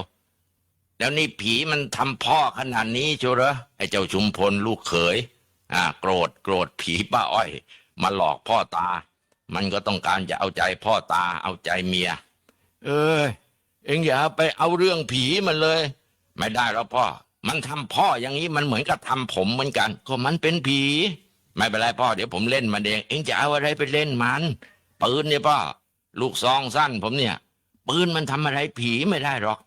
มันไม่เจ็บไม่ปวดมันไม่มีเลือดเนื้อเหมือนคนได้หรือไม่ได้ยังไงก็ขอยิงให้มันรู้ซะมั่งเถอะมึงอย่าให้ตำรวจเห็นนะเดี๋ยวก็ติดคุกกันนะเชื่อมือผมเถอะนะพ่อตาห้ามไม่ฟังเมียก็ห้ามไม่เชื่อวิ่งทะลันออกไปหลังหมู่บ้านไปที่ไร่ข้าวโพดยืนจังก้าอยู่ตอนนั้นมันยังไม่ดึกมากมองไปทางไหนก็มืดไปหมดแต่ตอนเนี้ยเขาไม่กลัวแล้วเมื่อเย็นเนี่ยซัดเหล้าเข้าไปมันหน้ามันตึงไปหมดแล้วไปยืนร้องท้าด่าผีป้าอ้อยสาดเสียเทเสียอีอ้อยอีบ้าอีผีเลวมาจิวะออกมากูจะยิงให้คว่ำเขาเมาเลยท่าไหนไม่รู้สะดุดขาตัวเองล้มปืนลั่นเปรี้ยงไอ้เจ้าชุมพลหายเมาเลยทีนี้เป็นไงมึงยิงผีตายไหมตายแล้วพ่อมันถีบจนหกล้มเห็นไหมล่ะแต่ผมไม่กลัวมันหรอกผมจะเล่นงานมันให้ได้เองจะเอาอะไรไปเล่นงานมันเองไม่มีวิชาอาคมอะไรเลยปืนผาหน้าไม้จะไปหวังทำอะไรเป็นอะไรมันไม่เป็นไปไม่ได้หรอกแต่ผมเจ็บใจมันนะพ่อเจ็บใจก็ต้องไปหาหมอผีที่มันถึงจะกลัวผมมีหมอรู้จักอยู่คนหนึ่งคนนี้เก่งนะพ่อชื่ออาจารย์เตี้ยมปราบผีมาเยอะแล้วไอ้เจ้าชุมพลนี่โกรธแค้นผีป้าอ้อยมากนอนไม่หลับทั้งคืนพอเช้าลุกออกจากมุ้งอาบน้ำเสร็จแล้วเอามอเตอร์ไซค์เก่าๆของเขาขับไปตามหมอผีชื่ออาจารย์เตี้ยมตัวอ้วนใหญ่หน้าตาบูตู้เยอะใครเห็นแล้วก็ไม่ค่อยจะชอบใจนักพามาที่บ้านพอมาเห็นตาตาหมอผีก็บอกว่าแกเนี่ยเหรอที่ผีมันเกลียดตาไม่ชอบหน้าหมอผีก็ตอบก็ข้านี่แหละแล้วทำไมก็แกมันพูดไม่ดียังไงทำไปทำมาหมอผีก็ตาเกือบจะวางมวยกันไอ้เจ้าชุมพลลูกเขยต้องห้ามทับไม่งั้นคงจะต้องได้ดูมวยคนแก่คืนนั้นหมอเตี้ยมก็ไปนั่งทำพิธีที่บ้านทำเหมือนกับพิธีเรียกวิญญาณจุดธูปเทียนนั่งบริกรรมคาถาเรียกวิญญาณผีป้าอ้อยผีก็มาตามคำเรียกร้องอาจารย์เตี้ยมก็ถามผีว่าทำไมถึงจงเกลียดจงชังตลอมาหลอกตลอทำไมผีก็บอกว่าเพราะตลอนะเป็นตาเท่าขี้เมาหรือยังลามกเคยจับก้นจับนมสมัยเมื่อแกนี่ยังมีชีวิตอยู่แล้วก็เคยพยักหน้าชวนไปหลับไปนอนกันแล้วจะไม่ให้เกลียดได้ยังไงพอพูดคุยกับผีรู้เรื่องแล้ววันรุ่งขึ้นนี่ตาหมอผีก็มาที่บ้านตาหล่อแล้วก็มาพูดบอกตาหล่อเรื่องที่ผีบอกให้รู้สาเหตุของความโกรธเคืองแกไม่ต้องมาหัวเราะดีไปหรอกไอ้หล่อข้าก็สงสัยว่าทำไมผีมันเกลียดแกก็แกเล่นไปจับตูดจับก้นมันแล้วยังชวนมันไปนอนกันอีกไม่ว่าใครก็ต้องโกรธตลอดนี่อ้าปากค้างเรื่องจะเถียงว่าไม่จริงไม่เถียงเว้ยก็ข้าเมาทำไม่ดีผีมันก็แค้นนี่ ที่จริงข้าไม่น่าจะยุ่งเรื่องนี้ด้วยเลยช่างเถอะผีมันจะฆ่าแกก็ช่างมันเถอะนิสัยไม่ดีอ่ะไอ้เจ้าชุมพลลูกเขยฟังเรื่องแล้วก็ไม่อยากจะยุ่งกับผีอีกต่อไปมันเป็นเรื่องของพ่อตาที่พิพาทกับผีเป็นการส่วนตัวเขาไม่จำเป็นจะต้องไปเอาอกเอาใจตาแก่ลามกถึงขนาดนั้นคืนต่อมาผีป้าอ้อยเข้าฝันรัตนาลูกสาวตาหล่อให้ไปขอขมาถ้าไม่ไปจะเอาให้ตายเลยลูกสาวตื่นมาตัวสั่นปลุกพ่อกลางดึกแล้วก็บอกให้รู้ตาหล่อได้ยินก็นิ่งเงียบคืนนั้นแกก็นอนไม่หลับคิดเรื่องนี้อยู่จนฟ้าสางลูกสาวลุกหุงข้าวแกเข้าไปในครัวไปพูดกับลูกพ่อนี่มันแย่จริงๆไอ้ความเมาเนี่ยมันก็เลวไม่มีดีนะมันทำให้พ่อเป็นคนอย่างนั้นไปได้วันเนี้ยพ่อต้องไปขอขมานางอ้อยมันดีแล้วพ่อฉันดีใจที่พ่อคิดอย่างนี้ได้ตาหล่อไปขอขมาดวงวิญญาณป้าอ้อยแล้วก็เลิกกินเหล้าเมายาตั้งแต่นั้นจนคนในหมู่บ้านพากันแปลกใจแกก็บอกว่าไอ้น้ำตาลเมาหรือว่าเหล้าเนี่ยมันไม่ดีมันทำให้แกขาดสติเป็นคนไม่ได้เรื่องแกไม่คบมันเป็นเพื่อนอีกแล้วไม่เอาแล้วแกกลายเป็นตาหล่อคนใหม่คนก็ยกมือท่วมหัวดีใจด้วยคนที่ดีใจมากที่สุดก็คือรัตนาลูกสาวแกนั่นแหละส่วนดวงวิญญาณของป้าอ้อยก็ไม่วนเวียนอยู่แถวไร่ข้าวโพดอีกแล้วจากไปสู่ที่สงบสุขตามทางของตัวไอ้เจ้าหลานของป้าอ้อยก็รับมรดกป้าอ้อยมันเป็นวัยรุ่นคนเดียวในหมู่บ้านที่ใส่บาตรทุกเช้ากรวดน้ำอุทิศส่วนกุศลไปให้ป้าอ้อยของมันก็บอกว่ามันจะบวชอุทิศส่วนกุศลให้ป้าอ้อยสัก1 พรรษาด้วยแต่จริงๆแล้วมันจะบวชหรือเปล่ายังไม่รู้เรื่องเหล้าเรื่องยาเนี่ยนะดูสิเนี่ยไม่ใช่แต่คนธรรมดาหรอกขนาดผียังเกลียดเลยครับเรื่องผีสางๆมีอีกเรื่องเกิดที่จังหวัดพระนครศรีอยุธยาที่หลังหมู่บ้านที่คุณวินัยอยู่เนี่ยจะมีหนองน้ำขนาดใหญ่น้ำไม่ค่อยแห้งสักปีต้องแล้งมากๆนั่นแหละน้ำในหนองน้ำใหญ่ถึงจะแห้งเวลาน้ำแห้งก็มีหอยกาบตัวโตไปเก็บเอามาแกงกับหน่อไม้ดองโอ้ยอร่อยอย่าบอกใครเลยที่หนองน้ำนี้คนชอบไปหาปลากันบางคนก็ลงเบ็ดบางคนลงข่ายบางคนนอนเฝ้าแต่บางคนก็กลับบ้านแล้วก็ไปละปลาตอนเช้ามืดพวกที่ไม่นอนเฝ้าก็มักจะไม่ค่อยได้ปลามากเหมือนกับคนที่นอนเฝ้าเพราะว่าปลามันดิ้นหลุดไปหมดสำหรับคนที่นอนเฝ้านอกจากจะเฝ้าละปลาแล้วก็ยังต้องเฝ้าข่ายอีกด้วยเพราะว่ามีคนชอบลักข่ายผืนหลายตังค์ไม่ว่าใครก็ต้องเสียดายแล้วก็ไม่ว่าขโมยคนไหนมันก็ต้องอยากได้นะของมันแพงมีลุงคนหนึ่งชื่อลุงเข่งแกลงเบ็ดข่ายเสร็จแล้วก็นอนเฝ้าตามธรรมดาแกก็ไปหาปลาคนเดียวแต่มีอยู่ช่วงหนึ่งแกเอาเด็กข้างบ้านไปด้วยอายุแค่14 ปีชื่อเจ้าจอร์จพ่อแม่ก็มีพอกินพอเลี้ยงลูกได้แต่ว่าไอ้เจ้าจอร์จนี่ชอบหาปลามากลงเบ็ดลงข่ายนี่ชอบก็เลยไปกับลุงเข่งไปลงเบ็ดที่หนองน้ำเสร็จแล้วก็นอนเฝ้ากันด้วยลุงเข่งเอาซังข้าวกับใบตาลมาทำเป็นเพิงกันลมกันฝน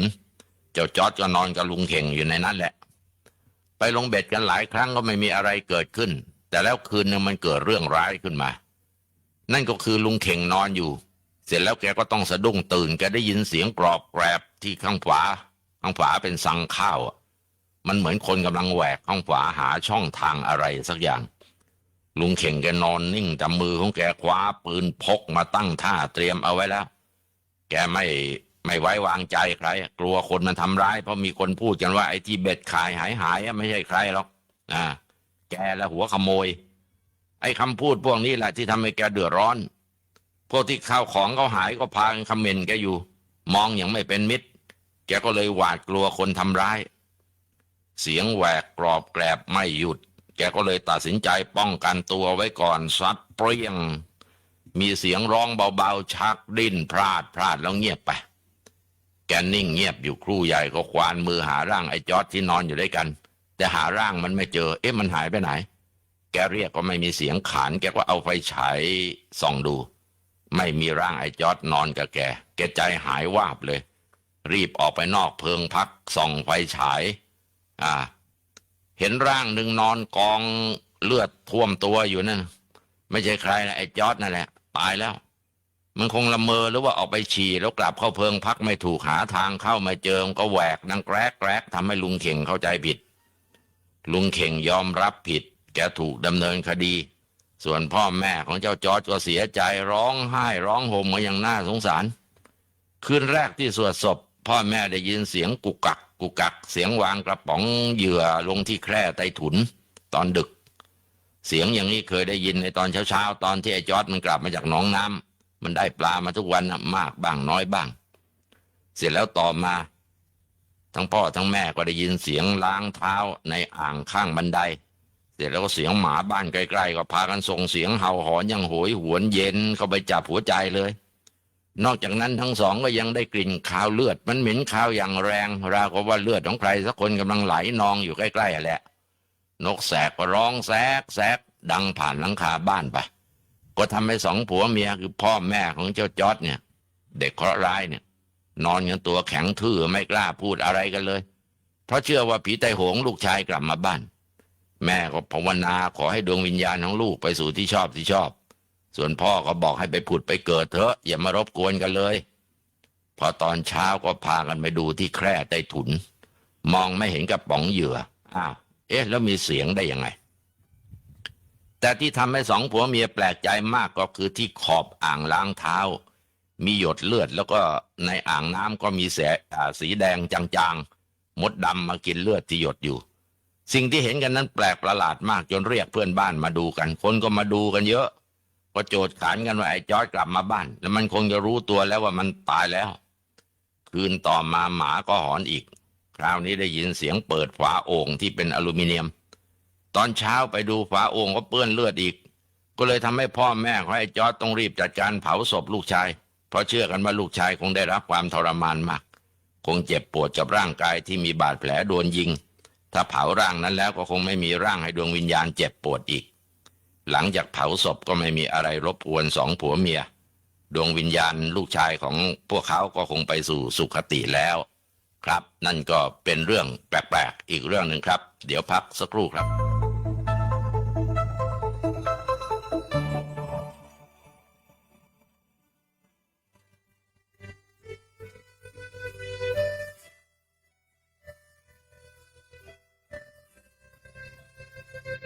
การสร้างพระธรรมคำสอนให้เกิดขึ้นในจิตใจของคนเป็นสิ่งที่ประเสริฐว่าการให้ธรรมะเป็นทานมันประเสริฐยังไงให้สติให้ปัญญามันละชั่วทำดีน่ะธัมโมจะเทสิโตพระธรรมอันพระผู้มีพระภาคเจ้าทรงแสดงแล้วนิยานิโกนำผู้ปฏิบัติออกจากทุกข์ถอนความเห็นผิดนั่นเองเนี่ยญาติโยมทั้งหลายว่าอานุภาพของการให้ธรรมะเป็นทานเป็นปัจจัยนำไปสู่ความพ้นทุกข์แม้เราจะไม่มีโอกาสได้เจริญสมาธิเจริญวิปัสสนาแต่เราให้กำลังสร้างธรรมะอันนี้แหละเขาเรียกว่ากองทุนหนุนกองธรรมเพื่อเผยแผ่พระธรรมเนี่ยท่านบอกว่ามีผลมีอานิสงส์มากในบรรดาวัตถุทานทั้งหลายและธรรมทานถือว่าเป็นยอดนะถือว่าเป็นยอดให้ข้าวให้น้ำยังมีโอกาสให้ในยุคบางสมัยแต่ธรรมะถ้าพระพุทธเจ้าไม่อุบัติขึ้นมาในโลกแล้วเนี่ยโลกเนี้ยแทบจะหาประทีปคือแสงสว่างยากเหลือเกินเราก็ต้องมาสร้างทำไงว่าจะให้คนทั้งหลายมีสติปัญญาให้สติปัญญาแก่ท่านสติปัญญานั้นสะท้อนถึงตัวเราอาตมาก็เลยชวนญาติโยมสร้างพระธรรม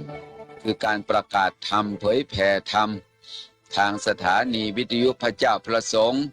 ที่ออกรายการธรรมะทางวิทยุก็เหมือนกันคิดเหมือนกันถ้ามีกองทุนเราก็จะไม่ต้องพะวงกังวลเรื่องค่าสถานีต้องพูดเลี่ยรายกันซ้ำแล้วซ้ำอีกญาติโยมเบื่อหน่ายกันญาติโยมได้ฟังธรรมะทุกวันปัจจุบันทุกวันเนี่ยท่านเหล่านี้พระเจ้าประสงค์เหล่านี้เห็นความสำคัญก็เลยทำขึ้นมาด้วยกำลังแข้งของตัวเองเพราะฉะนั้นจะไปว่าไปตำหนิท่านเหล่านั้นไม่ได้และญาติโยมไม่เข้าใจก็ไปตำหนิโอ้พระเหล่านี้เลี่ยรายเหลือเกินเพราะฉะนั้นก็สิ่งนี้ฝากญาติโยมสาธุชนทั้งหลายว่าการสร้างบุญสร้างกุศลให้ทานแล้วก็อุทิศส่วนบุญ ให้แก่ญาติพี่น้องวันตรุษวันสงกรานต์วันตรุษจีนทำบุญให้ทาน แล้วก็อุทิศส่วนบุญส่วนกุศลให้แก่บรรพบุรุษของเรารักษาศีลก็อุทิศส่วนบุญส่วนกุศลให้แก่บรรพบุรุษของเราที่เป็นเทพเจ้าเหล่าเทวาเจริญภาวนาไหว้พระสวดมนต์ฟังเทศน์ฟังธรรมก็อุทิศส่วนบุญให้แก่เหล่าเทพเทวาอุทิศส่วนบุญส่วนกุศลแก่ญาติพี่น้องนี่เรื่องของการทำบุญบุญที่เราทำแล้วมันก็จะเป็นปัจจัยนำไปสู่ความพ้นทุกข์ถึงสุขอันเกษมสารถึงทางพระนิพพานพ้นโศกวิโยคภัยดังกล่าวญาติโยมสาธุชนทั้งหลายวันนี้ก็นำเรื่องของการให้ธรรมะเป็นทานให้ญาติโยมได้ฟังขอความผาสุกความสวัสดีความเจริญในธรรมจงบังเกิดมีแก่ท่านสาธุชนผู้สดับรับฟังและผู้สนับสนุนรายการโดยทั่วถึงกันจงทุกท่านขอเจริญพร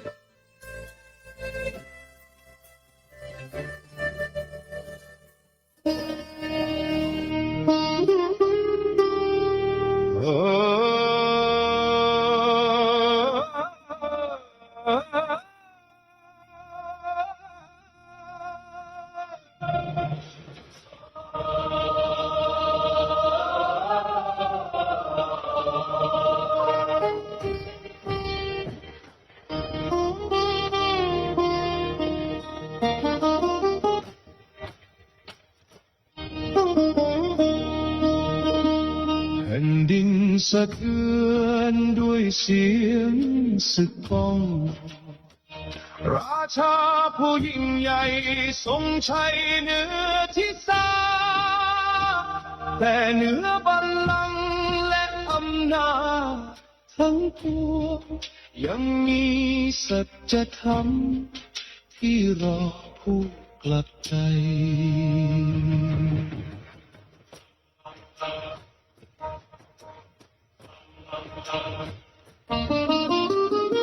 สงครามคาลิงคับเลือดหลั่งนองพัสุธาเสียงรำไห้ของประชาสะเทือนถึงพระราชาฤทัยชัยชนะที่แลกด้วยชีวิตมิอาจเติมความสุขภายในเมื่อทอดพระเนตรซากผู้คนน้ำพระทัยยิ่งบนอาลัยพระเนตรสั่งด้วยเมตตาเนื้อกองศพแห่งสงครามจึงทรงวางพระแสงดาบแล้วก้มกราบองค์พระศาสดาสดับพระสัทธรรมดุจสายฝนฉโลมหทัยจากราชาผู้พิชิตแผ่นดินสู่ผู้พิชิตใจตนเองวางดาบกราบประกาศสดาเปลี่ยนชัยชนะของโลกาเป็นชัยชนะเหนือกิเลสทั้งหลายพระราชศรัทธาส่องลางดงามเหนือการเวลาไม่เสื่อมคลายธรรมราชาผู้ยิ่งใหญ่ประกาศพระธรรมให้รุ่งเรืองไกลทั่วโลกาทรงอุปถัมภ์การสังขายนาชำระพระธรรมวินัยมั่นคงพระโมคคัลลีบุตรอิสถือระนำพระสงฆ์ดำรงพระศาสนาคัดแยกธรรมอันบริสุทธิ์ให้ดำรงมั่นชั่วการนานเพื่อพระธรรมของพระบรมศาสดาของโลกเราวันข้างหน้าพระธรรมทูตก้าวออกเดินทางข้ามขุนเขาและมหานาทีสู่ลังกาสวรรณภูมิคันธาระและแดนไกลนับมิถ้วนไม่ใช่ด้วยคมดาบหรือสัตราแต่ด้วยเมตตาและปัญญาล้วนให้แสงแห่งพระธรรมส่องทั่วชมพูทวีปและโลกา84,000 พระอารามทรงสร้างด้วยสัตย์มั่นคงสถูปและวิหารถูกบรรจงเพื่อสืบพระธรรมดำรงอยู่เสาหินอโศกตั้งแต่นานดุจพยานแห่งการเวลา ประกาศพระพุทธคุณแด่ชนรุ่นหลังไม่รู้เลือนนบาอิสิปตนะมิคทายะวันทรงประดิษฐานเสาหัวสิงอันสง่าสัญลักษณ์แห่งธรรมจักรอันโลกยกย่องล้ำค่าทำเลขกระถูกปฐมเจตนาพระราชิกถูกน้อมบูชาพระบรมศาสดาสถานที่พระปัญญาโกฏทัญญาได้ดวงตาเห็นธรรมพระอริยะเจ้าองค์แรกกำเนิดพระรัตนตรัยอันไพศาลจากภูมิดาสู่ธรรมจักรจากผู้พิชิตนครสู่ผู้พิชิตใจจากราชาผู้ครองแผ่นดินสู่ธรรมราชาผู้ครองศรัทธาพระนามโสมหาราชจึงไม่ได้ยิ่งใหญ่ด้วยอำนาจแต่ยิ่งใหญ่ด้วยพระราชาฤทัยที่อุทิศทั้งพระชนเพื่อพระธรรมความรักพระศาสดาน้อมบูชาพระสัมมาสัมพุทธเจ้าพระราชสัทธายิ่งใหญ่ตั้งดวงประทีปส่องโลกไม่รู้ดับประกาศพระธรรมไม่ใช่ด้วยศึกสงครามแต่ด้วยเมตตากรุณาและสัจธรรมอันประเสริ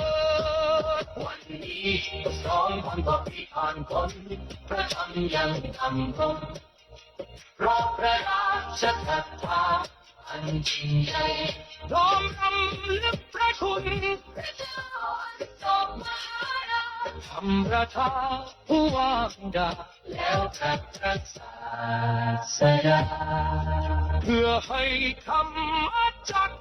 หมุนไปตราบชั่วกาลนาน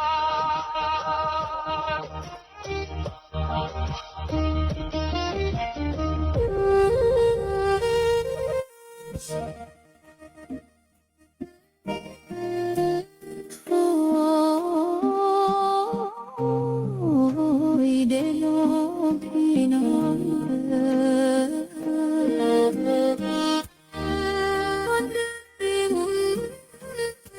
ไปใจอะไรหาคืนวันเก่า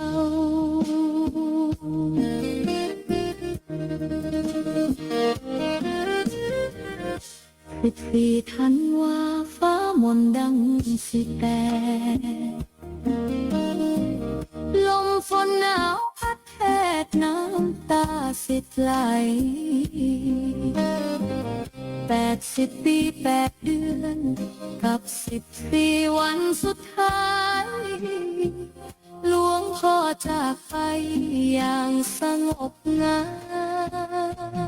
ยสิยืนอะไรใจแทบสิขาดเสียงร้องไห้ระงมว่าน้ำตาหลั่งรถหมอรักษาจนสุดใจแต่ไว้ท่านถึงการดับขันนิพพานอย่างผู้รู้จริงมือนั้นทั้งวันเงียบงันคือป่าช้ากว่าจาที่พ่อเคยพาทีบัดนี้มาเงียบงันไปสิกอดกันร้องไห้ใจลาหมดแรงเหลือแต่ความแค้นความหักความดีคำสอนพ่อทุกถ้อยยังดังก้องใจเตือนให้เขาเดินไปบนทางแห่งสันติแม้บ่มีท่านแต่ธรรมยังมีคือแสงนำชีวิตให้หนีโลภโกรธหลง31 มีนาคือวันเกิดหลวง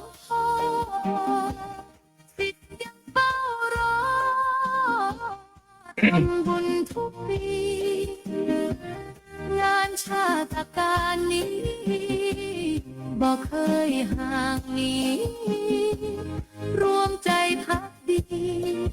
เทิดทูนบูชาคุณปีนี้ถ้าท่านยังอยู่เคียงลูกหลานอายุ93 ปีงดงามบุญหน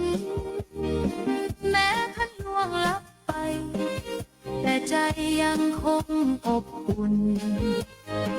ด้วยบุญที่เกื้อหนุนบ่มีวันจางคลายสาธิสร้างด้วยแรงศรัทธา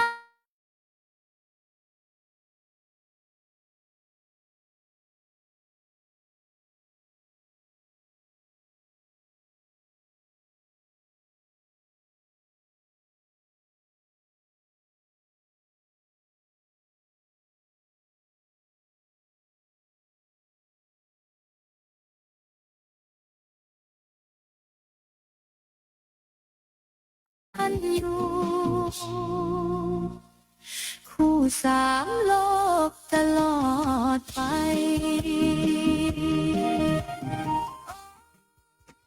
ที่นี่สถานีวิทยุกระจายเสียงแห่งประเทศไทย โปรดเตรียมเคารพธงชาติ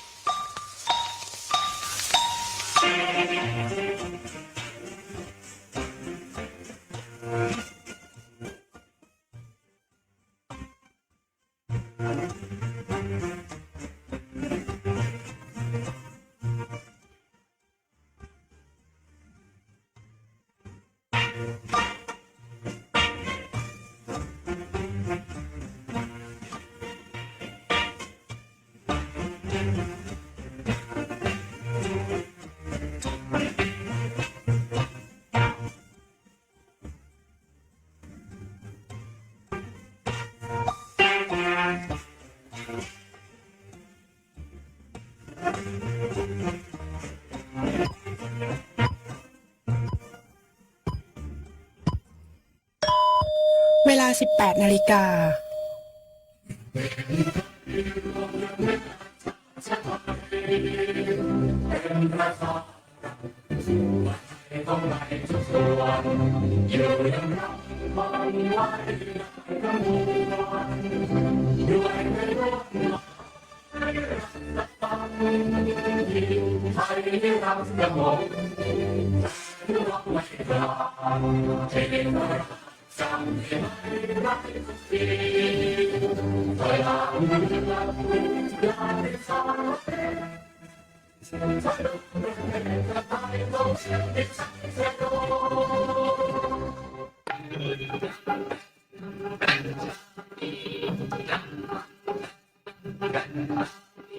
ฟังธรรมะกับสาระดีๆ FM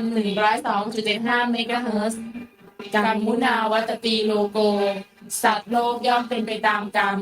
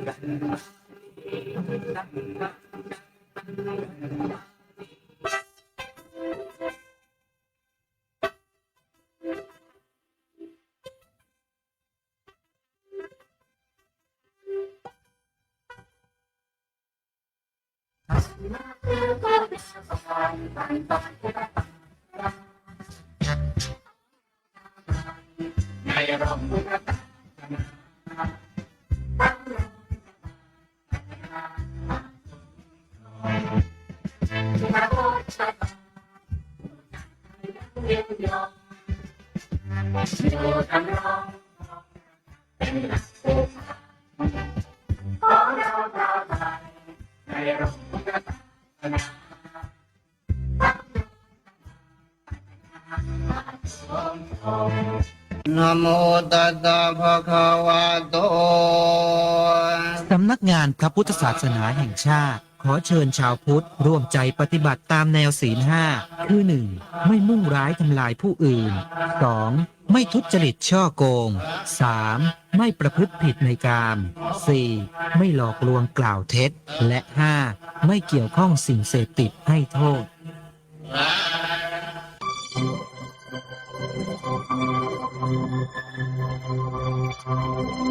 พระบรมราโชวาทพระบาทสมเด็จพระเจ้าอยู่หัว เนื้อหาสาระและกฎเกณฑ์ของพระพุทธศาสนา เกิดขึ้นจากการค้นหาความจริงของชีวิตด้วยปัญญามนุษย์ พระพุทธศาสนาแสดงความจริงของชีวิต แสดงทางปฏิบัติที่จะให้บรรลุความสุขสูงสุดของชีวิต มีวิธีการสั่งสอนที่ยึดหลักเหตุและผลว่าทุกสิ่งเกิดจากเหตุผู้ใดประกอบเหตุอย่างไรเพียงใดก็ได้ผลอย่างนั้นเพียงนั้นหากจะถามว่าพระพุทธศาสนาเป็นอะไรก็ต้องตอบว่า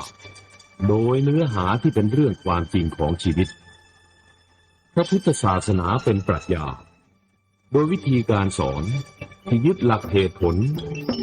พระพุทธศาสนาเป็นศาสตร์หรือพูดให้ชัดลงไปอีกเป็นวิทยาศาสตร์เพราะฉะนั้นข้าพเจ้าจึงมีความเห็นว่าการสอนพระพุทธศาสนาที่ถูกต้องคือการสอนให้คนสามารถพิจารณาขุดค้นหาหลักธรรมะจากชีวิตแต่นำหลักธรรมะนั้นมาปฏิบัติให้เป็นประโยชน์เรื่องวิธีการสอนธรรมะหรือที่พุทธสมาคมใช้คำว่าเผยแพร่หลักธรรมแห่งพระพุทธศาสนาให้เข้าถึงบุคคลประเภทต่างๆนั้นความจริงมีปรากฏอยู่อย่างสมบูรณ์ในคัมภีร์มีทั้งที่กล่าวไว้โดยตรงและโดยอ้อมทั้งที่กล่าวโดยสรุปและโดยละเอียดพิสดารซึ่งเชื่อว่าท่านทราบกันดีอยู่แล้วว่าเป็นหลักวิชาที่นำมาปฏิบัติให้ได้ผลจริงๆได้อย่างแน่นอนผู้มีปัญญาที่ปรารถนาจะช่วยผู้อื่นจะต้องพยายามศึกษาพิจารณาเลือกสรรวิธีการนั้นๆจากตำรานำมาใช้นำมาสอนให้เหมาะแก่บุคคลแก่กาลสมัยและแก่สภาพการในปัจจุบันคนที่เรียกว่าเป็นคนสมัยใหม่นั้นยึดหลักเหตุผลเป็นสำคัญการสอนคนสมัยใหม่จะต้องนำเหตุผลที่มีอยู่ในคัมภีร์มาพิจารณาและหยิบยกแต่เฉพาะเนื้อหามาอธิบายการสอนให้ปฏิบัติตามแบบฉบับเฉยๆโดยปราศจากเหตุอันสมควรจะทำให้เกิดความรู้สึกว่าถูกอบรมและถูกบีบบังคับจนหมดความสนใจหน้าที่ของท่านในการเผยแพร่หลักธรรมในพระพุทธศาสนาจะอยู่ที่การเลือกเฟ้นข้อธรรมะและเลือกเฟ้นวิธีการสอนการใช้คำพูดที่เหมาะ